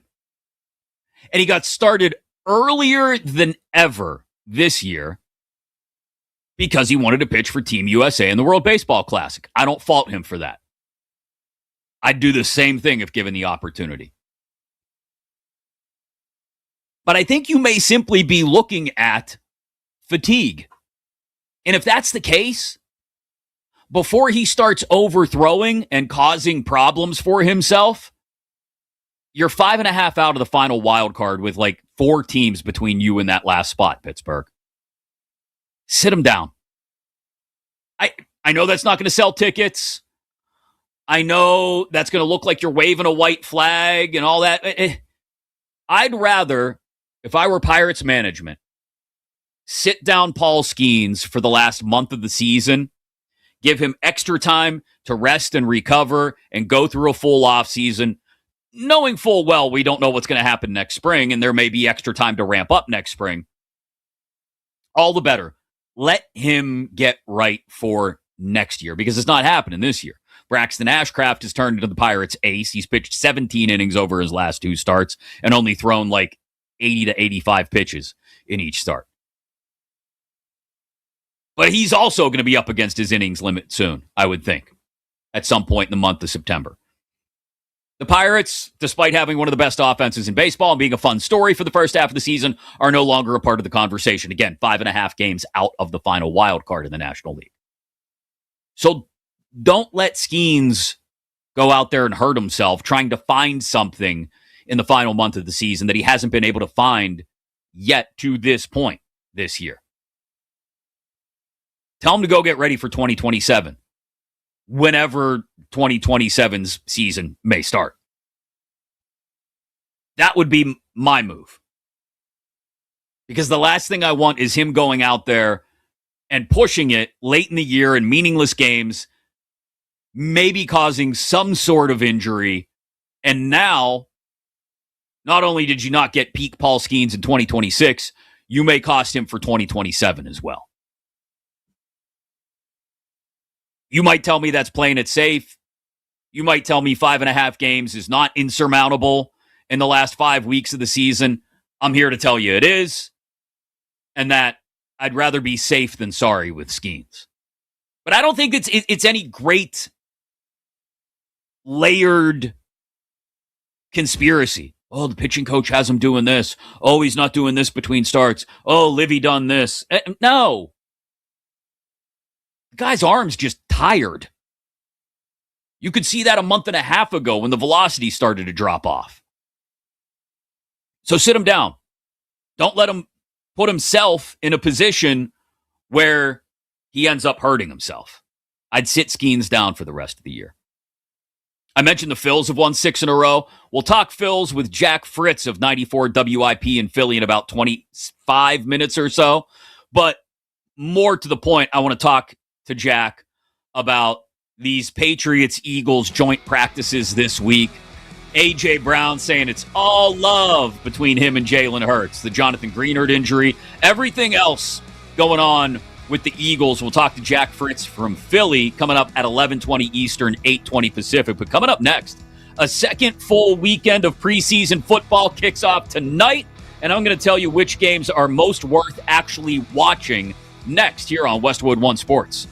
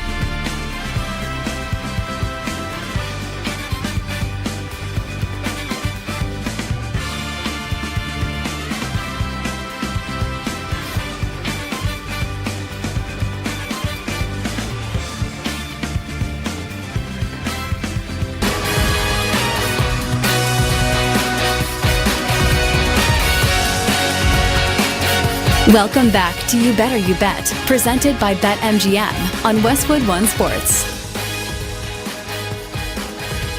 Final hour of the show here on You Better You Bet, presented by BetMGM. Chris Mack in for Nick Kostos. Power Hour. I could say it like that because I'm from Pittsburgh originally and you're not. Jack Fritz from Philadelphia joins us in 20 minutes to talk about the Phillies ripping off 6 in a row, but more importantly, the Eagles and where they stand during these joint practices with the Patriots and former Eagle A.J. Brown. It's all love, says A.J., between he and Jalen Hurts, even though they haven't talked since he got traded. I'm sorry, Philly's just always juicy material, but now you've got the Patriots and Eagles meeting, even if it is in the preseason and starters won't play this weekend. Still, you've got stuff to take away from these joint practice sessions. And we'll also talk about the Jonathan Greenard injury, which I think is, I don't want to say flying under the radar. I've seen it mentioned. It's being talked about, but just what the ripple effect could be of that on the Philly defense. Coming up before we wrap up the show at noon Eastern, 9 Pacific, I will get you at least one solid baseball bet. I may be a total degen and pull some preseason football bets out as well. Although the one I gave you last Thursday, I think it was, or last Friday when I filled in for Nick, I totally whiffed on. I thought Jets and Bucks would be way under the number. They went over. One of the few games in week 1 of the preseason to go over the total. We are live inside the Westwood One Sports app, the Odyssey app, Sirius XM Channel 375, and affiliates across the country here on Westwood One Sports. Chris Mack in for Nick today. And despite the conversation we had a couple minutes ago about whether you'd rather watch regular season pennant race baseball or preseason football, I'm a preseason football junkie. I'm sorry. It was last night or the night before, was hanging out in the living room with the family. I think our daughter was at work. Our son was sitting there playing something on his Nintendo Switch. My wife was doing something on her iPad. I had the replay on NFL Network of the Browns-Bears preseason game on. Because there wasn't a baseball game I was interested in. And I thought, you know what? I want to see some of this. And then my family yelled at me for being a preseason football junkie and shamed me into turning it off. That being said, I'm going to pay attention to preseason football this weekend. Second full weekend of preseason football in the NFL. I'll be at the Steelers-Jets game tomorrow night. I will be paying attention to NFL Network every other waking moment to see the replays of games that I may miss live. Because I appreciate preseason football, at least the first quarter or first half of most preseason games. I'm going to get to see players that maybe won't touch the field during the regular season. I'm going to get to see, in some instances, starters who are actually going to play this weekend. And maybe just get a better feel for some of these teams going into week 1 of the regular season, which is now 21 days away, 20 days away. The whole starting on a Wednesday thing has me thrown off. But I thought I'd power rank this weekend's preseason games across the NFL that are actually worth watching. I'll count them down from 5 to 1 for you. And number 5 for me, as much as I am curious about what the first team offense is going to look like for one of these two teams, I don't think either first team offense is going to touch the field. Nonetheless, there is a rookie quarterback involved who had a pretty good, by all accounts, first week of the preseason, who the head coach wasn't necessarily jazzed about drafting where they drafted him. Saints-Rams, Saturday afternoon at 4 Eastern, 1 Pacific. That is number 5 on my list. New Orleans, LA. Because I'm starting to get this innate sense that the Saints may be worth watching this year. I talked about Tyler Shuck earlier. It's been really chippy this week in the joint practices with the Saints. And again, I want to see Ty Simpson. I want to see if he can build off of the first week and really become a legitimate option for the Rams going forward in the post-Matthew Stafford era. So I'm going to put Saints-Rams at number 5 in the power ranking of preseason week 2 games that are actually worth watching. Number 4, we talked about it in a little bit of detail earlier with Mark Cabali, the Steelers correspondent for the Pat McAfee show. The Steelers aren't going to play Aaron Rodgers at all in this preseason, it looks like. They're going to save all the bullets for the regular season. They're not going to play the established veteran backup in Mason Rudolph because Mike McCarthy said yesterday he's seen all he needs to see from him, knows what he's getting with Mason Rudolph. He said it in a more positive way than I just did. It's going to be all Will Howard and Drew Aller. And so Jets Steelers tomorrow night, 7 Eastern, is number 4 on my list. I don't know how much we'll see Jets starters either, but I know we'll see Cade Klubnik.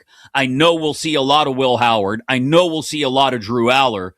So the one position that is easiest to watch in the preseason, the quarterback position, is one, if you're interested in, for example, the conversation we had earlier about the comparison between the 2025 draft class, which Will Howard will represent in this game, and the 2026 draft class, which Klubnik and Aller will represent in this game, I think it's a great opportunity to watch some young quarterbacks.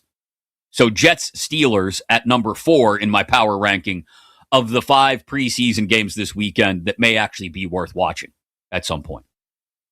Number 3, I thought about placing it higher because it's been nothing but drama in Cleveland with the quarterback position.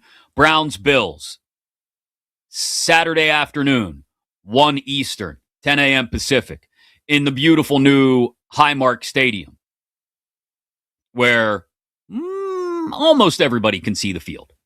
Yeesh. But I want to see Shedeur Sanders get the start.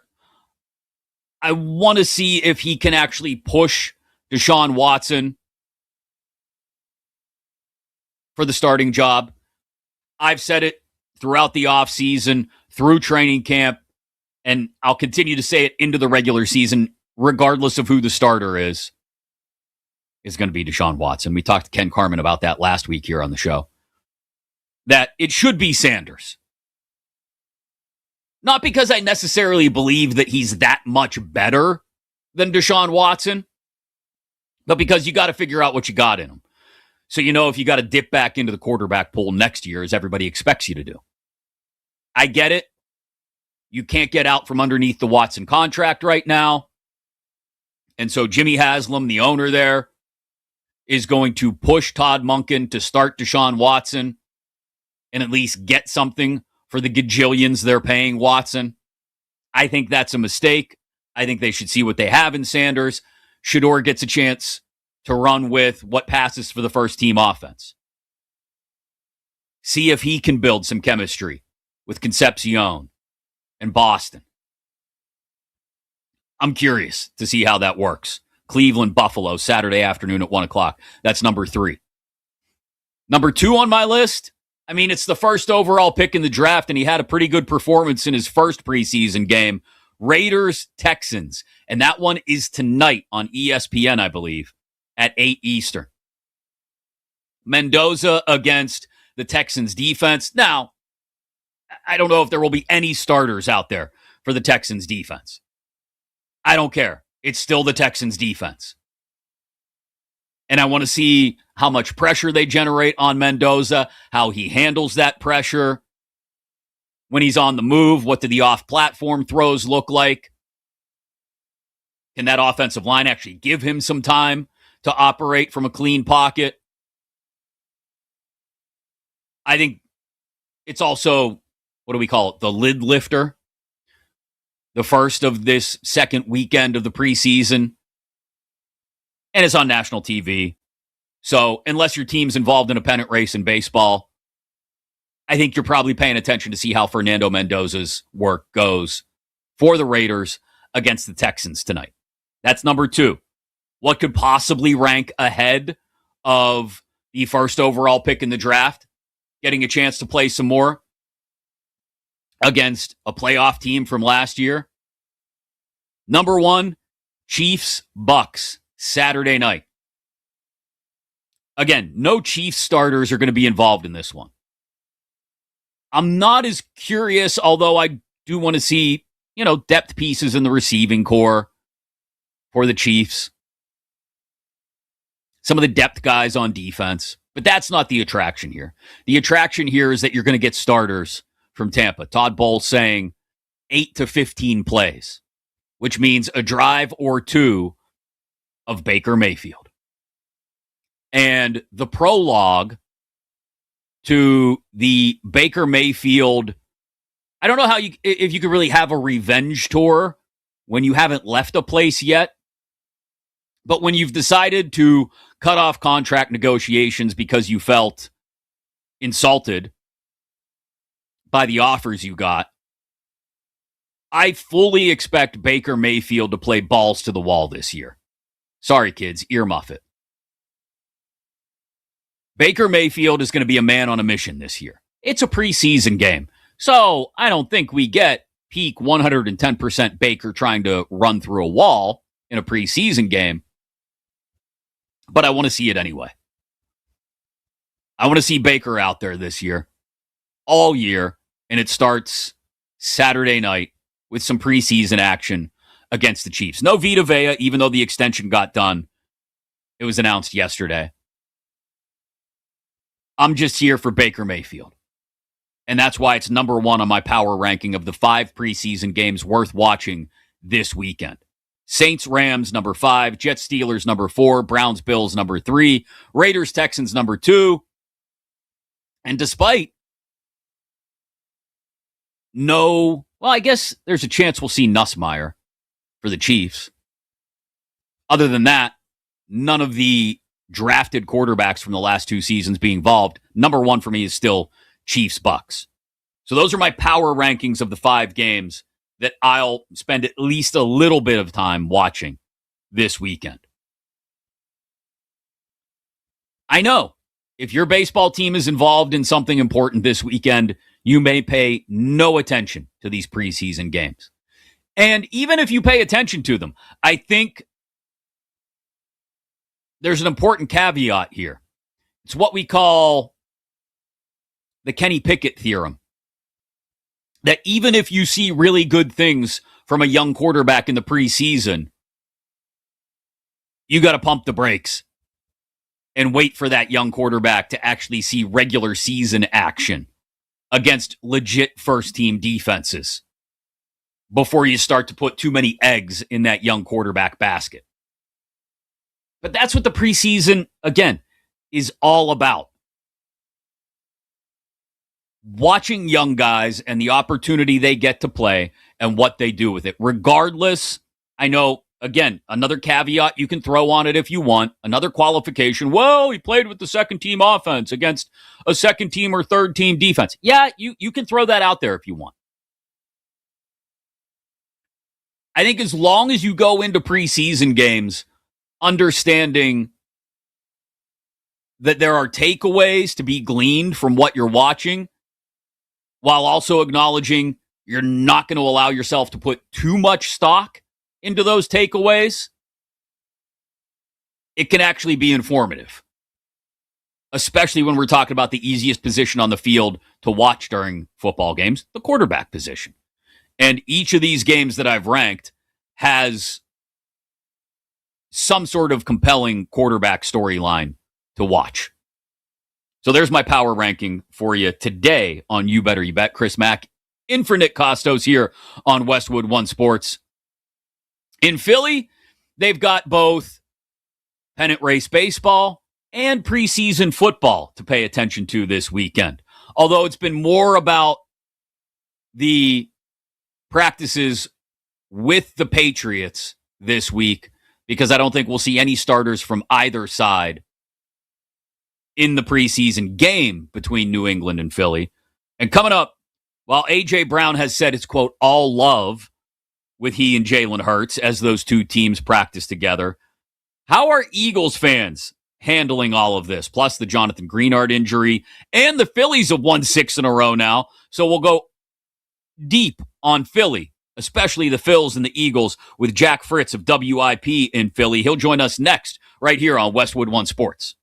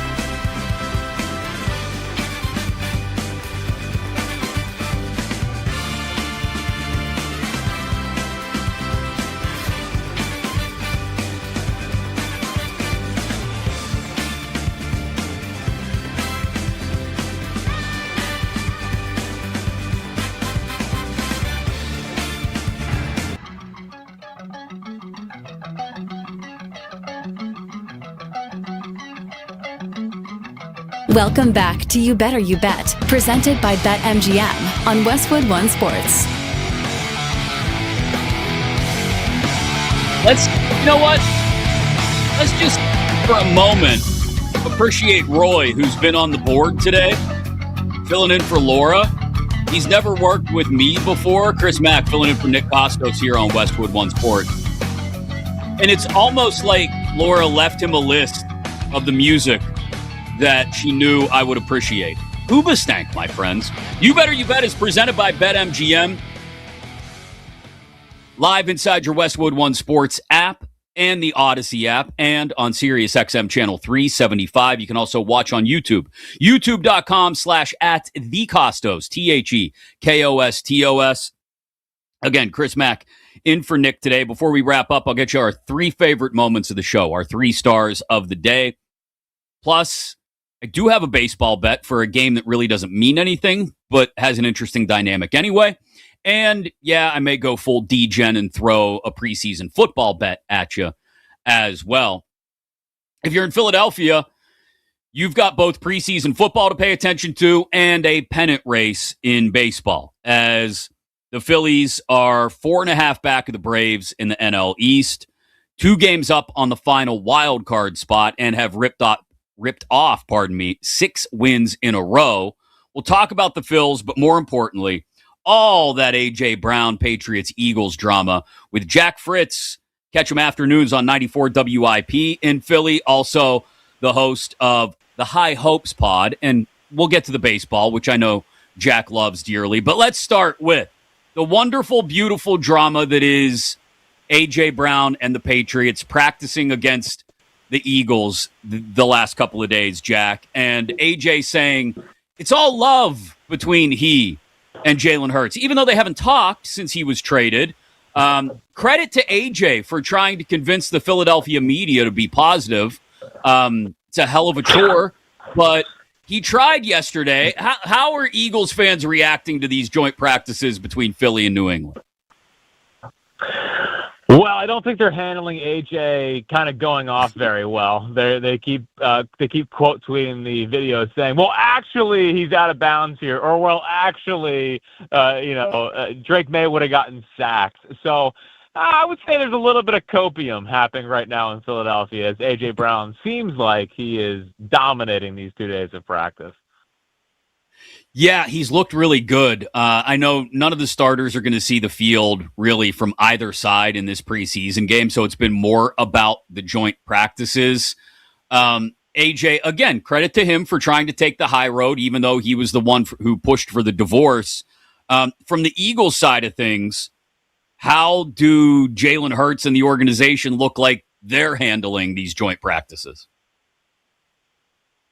Yeah, I mean, the Eagles are, they are one of the staples in the NFL. So while I think they would have preferred to keep AJ and having him here is, the best we've had since T.O., I don't think that they are losing sleep or, they're not heartbroken that AJ is gone. I think it's been a tumultuous 3 years. I think really it's just kind of bubbled to a surface last year, I guess, but even in the Super Bowl year, it was after the Panthers game in week 14, I believe, around that time, when after they barely beat the Panthers, AJ said the main problem with the team was the passing game, and that felt like a shot at Jalen. So I think it's been a long couple of years, and I think that there is a sense of relief that it is over. They put up with it for a while, but I don't think that they are looking back or saying, "Oh man, I wish AJ was here," because I think they're a great organization,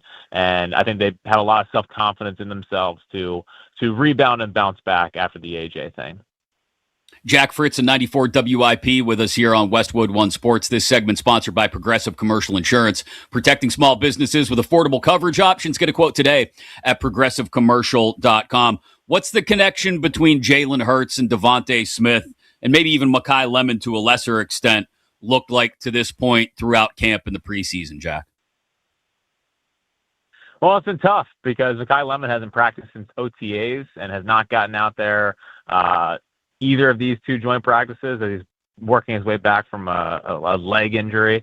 So Mekhi Lemon it's been unfortunate. He just hasn't been able to get on the field. Obviously, people were very excited about him being a first-round pick receiver. That's something that, we eat up in this town. Nothing better than drafting a receiver in the first round. But we haven't been able to really get a good sense of that. Obviously, Devontae, him and Jalen are fine. They've been going back to their college days together. I think they have a good chemistry. The one that does seem like he is impressing in camp and Jalen seems to be very high on is Dontavian Wicks, the former Packers receiver. Now, of course, he has drop issues, but he seems like he's getting open a lot. Has a crisp route runner, and so far it looks like him and Jalen have a good connection. So I would say Dontavian Wicks, and then a little bit further down the depth chart, not a huge name, but a guy named Darius Cooper, the Eagles are very high on, and he is someone that has been popping so far in camp.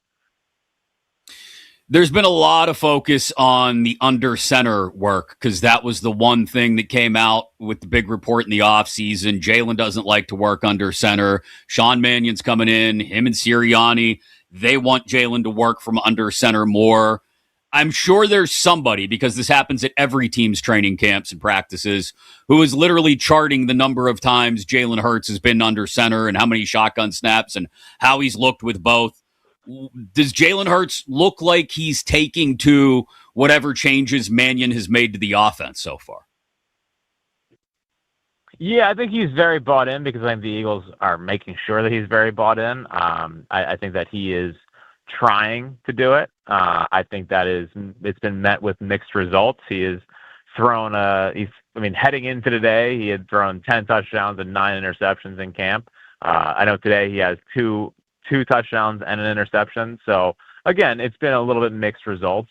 It feels like it's going to be one of these offenses that if they get it going, if he can do it, it's going to take a little bit. I don't think this is going to be something where the first week or first 2 weeks of the season, they're going to come out scoring 30-plus points a game. He's throwing the ball all over the field. This might be something that takes into November, before they really start finding their stride with this offense. But, the early sense I get from down there is that he looks good in it, but they're not exactly putting on a show. Now, some of that could be aided by the Eagles' defense being one of the better units in the game, but it does not seem like the offense is humming on all cylinders, and they are this high-flying unit. Jack Fritz at 94 WIP in Philly with us here on Westwood One Sports. Chris Mack in for Nick Kostos today on You Better You Bet, presented by BetMGM. You mentioned the defense. I think a lot of us, Jack, expect the Eagles' defense to bounce back this year from some of the inconsistencies last year. And the biggest addition was Jonathan Greenard, who still is not practicing. And it sounds like Vic Fangio doesn't have high hopes that he'll be back by week 1. What's the ripple effect on that side of the ball if Greenard isn't ready by week 1? Yeah, Jalix Hunt is someone who seems like he is ready to kind of take that next leap forward. Jalix Hunt's one of their edge rushers, and he led the team in interceptions and sacks last year, which is funny. So, I think that he is someone who feels ready and poised to take a leap. And then, Nolan Smith is still here. He's fighting for a contract. So it's a bummer about Greenard for sure. But, when you have Jalen Carter on the inside, you have Jordan Davis on the inside, you have Moro Ajomo, it makes it a little bit more palatable. Plus, when you have Quinion on the outside and, Reek Woolen's had, I guess, an up and down start to camp. I guess OTAs, he looked great. Training camp, a little up and down. And then he did pick off Drake May today. So I have no idea what to expect from Reek Woolen, but I do think he's an upgrade over Adoree Jackson, who was their CB2 last year by the end of the season. So, those guys being able to hopefully do their job, and obviously wherever they put Coop in, those guys don't have to be 20 sack guys. They should have enough time back there to put some pressure on the quarterback. But, Jalix Hunt does feel like the one that is poised to take off and run with the edge position this year. You mentioned the secondary, so does it look like it's coming together? I know you mentioned Woolen's been up and down during training camp and practices, but this is, as great as Davis and Carter are up front, this has annually been a pretty decent strength of this Eagles defense, being deep in the secondary. Does it look like it's coming together with Woolen added to the mix? Yeah, I mean, I think the secondary, if you said today, is probably the strength of the defense. Second-year player Andrew Makuba, someone that they are pretty high on. Marcus Epps, someone who is more a safety that will just do his job. He's not going to make any wow plays, but he's not going to get burnt out there. And then it does seem like they're going to play Cooper DeJean more in safety packages, at least in base defense. So he's a tough one to kind of figure out. Sometimes he's a nickel, sometimes he's a safety, sometimes he's like a roving linebacker almost in a way.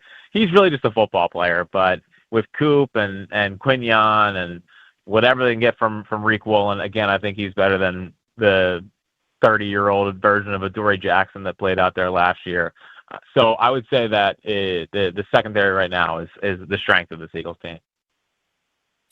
What's the overall perspective on where the Eagles? What should the highest expectation be, I guess, from Eagles fans going into this season? Is it a return to the Super Bowl or bust, or is it, hey, we think the Cowboys may have improved a bit? No idea what may happen in Washington, and the Giants, yeah, they're the Giants. We should at least win the division and then take whatever happens from there as gravy. Like, does it feel like a half step back to take last year to take a full step forward this year? Where do Philly fans' expectations? I know they're always high, but where do they lie on the Eagles right now? Yeah, it's tough to say. I mean, it's almost like we don't even care about the division. I think that people expect to win it, which I know sounds cocky, but that's part of being an Eagles fan. But I don't feel this overwhelming sense of this is going to be a Super Bowl season. I think everyone is just so interested, I guess, in what the offense is going to look like that it's almost overshadowing any expectations, because we have no idea if Jalen can run something like this. He's never run something like this in the past. People will bring up that he's had a million offensive coordinators. It's like, yeah, sure, but the offense stayed the same. I mean, the base of the offense never really changed. It was just a different person in his ear. And I think they've tried to make changes to it, and it just hasn't worked. I mean, this feels like a total start from scratch kind of situation. So I think that people just don't totally know what the offense is going to look like if he can do it. I think they're expecting a bit of a slow start. Now it's nice they start Washington and then Tennessee, so it's not like the toughest start to a season. But yeah, I think there's always an expectation of being in Super Bowl consideration. I don't think it is Super Bowl or bust. We just won. It's not like we're hungry and banging down the door for another one. Obviously, you take Super Bowls, but I think that there is a healthy amount of skepticism heading into the season just because we have no idea what the offense will look like. Jack Fritz, afternoons on 94 WIP. You can listen to it inside your Odyssey app. He's with us here on Westwood One Sports. Also has the High Hopes podcast, which talks Phils 24/7. And since the deadline, since the shakeup of inserting Luis Arias into the lineup, moving Bryce Harper out to the outfield, Stott and Baum shifting around as well, they've caught fire. They've won 6 in a row. They've done it without Zach Wheeler really looking like himself. Aaron Nola has come on lately, and it feels like they're starting to solidify their spot there in the wild card race where, at least if things hold over the final 5 weeks, Jack, you're looking at a Phillies-Cubs wild card series. What's worked over the last few weeks, especially the last week in particular with this 6-game winning streak, and what can remain sustainable going into October?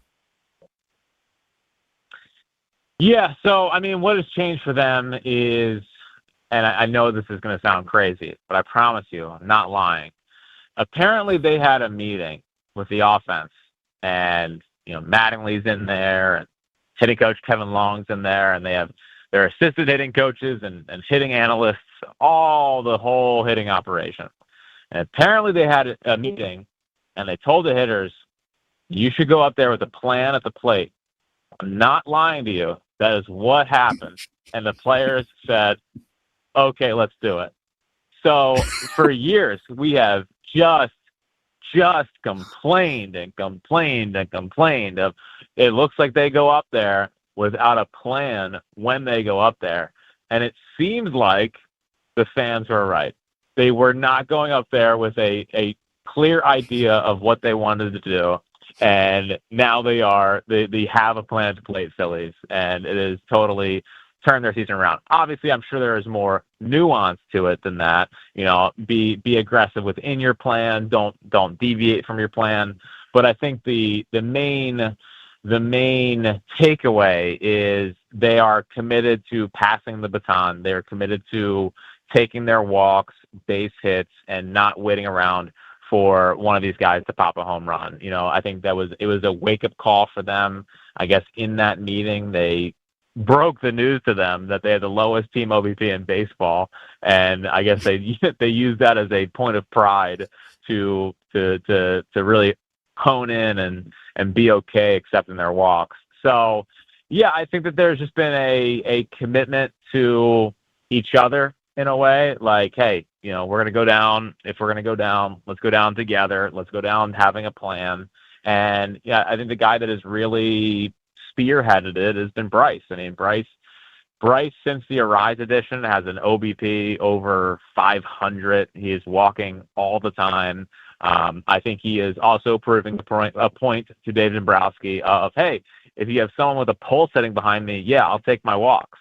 So it does feel like there's a little bit of pettiness here from Bryce with the whole walk situation, but I also think that he is committing to it, and if he commits to it, then everyone else will commit to it. So, yeah, I think that there is what has ailed them in October is you feel like they're just waiting around for someone to pop a home run. It's not how you win in October. Home runs are very important. I think you need them to win World Series, but you have to find other ways to beat teams, and they have not been able to do that ever since 2022 and for most of 2023.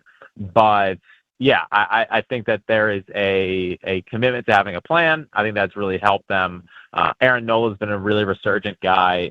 He looked DFA-worthy 2 months ago, and now has certainly turned a corner. And the bullpen, I have really no confidence in their ability to help win this team a World Series, but they do have a great closer in Jawan Duran, so you feel good at least if they can get the ball to him, that they will be able to hold down the lead. With the way the rotation has pitched over the last few weeks, Jack, is there a belief is there a confidence that this rotation can compete with the Dodgers, the Brewers, the Braves come October? Well, they better. I mean, they're paid a lot of money to do that. How they're pitching right now is a little suspect. I mean, firsthand with like watching one of your aces all of a sudden start losing velocity. It is jarring, and it's a little tough to see. And Zach Wheeler right now, through 4 innings, he looks fine. And then he hits about that 80 pitch mark, and the stuff just falls off a cliff. So, I chalk a lot of that up to he didn't have a full off season. He came back from the thoracic outlet surgery, and this was always going to happen if he was going to be able to make it through a season. I thought there was going to be a fatigue period. I just hope that they signed Nestor Cortez yesterday. I know that he hasn't pitched since last year, and he had off-season shoulder surgery, so hopefully he's someone who can, give them, whether they want to phantom IL Wheeler or skip a start or go 6-man, anything to kind of get him a breather before October starts. It's also tough because they are in a playoff run. You don't want to give games away. So I hear that as well. But, hopefully they can solidify their playoff spot and really manage Zach Wheeler. Chris Sanchez, I'm not that worried about, but he hasn't looked as good as he did when he had the 50 2/3 scoreless streak. Jack Fritz, check him out afternoons on 94 WIP in Philly inside your Odyssey app. Also the High Hopes podcast for everybody that's more focused on baseball and pennant races down the stretch rather than preseason football. Appreciate the time this morning, brother. Thank you. Of course, Chris. Anytime. Yep, Jack Fritz, our man from Philly, who always does a good job of reminding me that there are logical, reasonable, well-balanced sports fans in Philadelphia. Philly sports fans, it feels like a cliche, but Philly sports fans have a reputation for a reason, right? Like A.J. Brown asking them to find positivity to talk about is like asking a shark to become a vegan. I don't know how realistic it is. They thrive on the negativity. But Jack always brings the perspective. That's what I appreciate about getting someone from Philly who is actually going to tell you, yeah, you know what? This isn't working, but this is. And that Eagles defense, even without Jonathan Grenard, still, I think, is poised for a bounce back. The defensive line doesn't have to bounce back, but second level and secondary does need to bounce back from where they were a year ago. And if Jalen Hurts can just manage to do on the other side of the ball what Sean Mannion, the new OC, and Nick Sirianni want him to do, if they can get back to making that offense about Saquon Barkley first, then opening up opposing secondaries for Devontae Smith, Dontavian Wicks, Mekhi Lemon if he ever gets healthy, then yeah, I think it's a bounce back year for the Eagles. I do think they're going to get pushed by the Cowboys just a bit, but I would like the Eagles to win the division in the NFC East. Thanks again to Jack for joining us. Coming up, I got baseball for you. Yeah, the game doesn't mean anything, but I think it's worth betting on anyway for one reason in particular. Maybe some D-Gen preseason football bets, and our three favorite moments of the show, our 3 stars of the day, all on the way next before we wrap up You Better You Bet here on Westwood One Sports.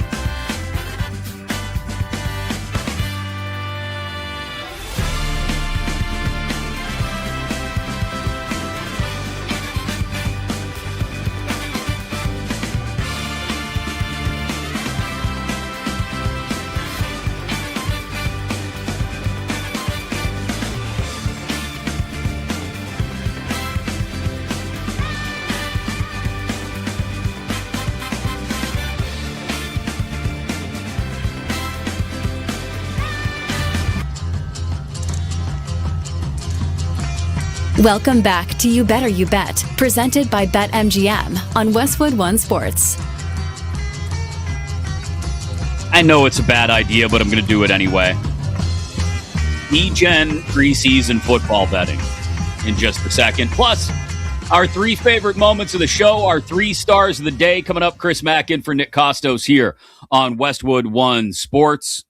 If your home run bet comes up short, thanks to today's MLB No Sweat Home Run Token, you don't have to worry if it doesn't clear the fences. Just activate your token when you bet on any player to hit a home run. If that player fails to go yard, you'll get your stake back in bonus bets.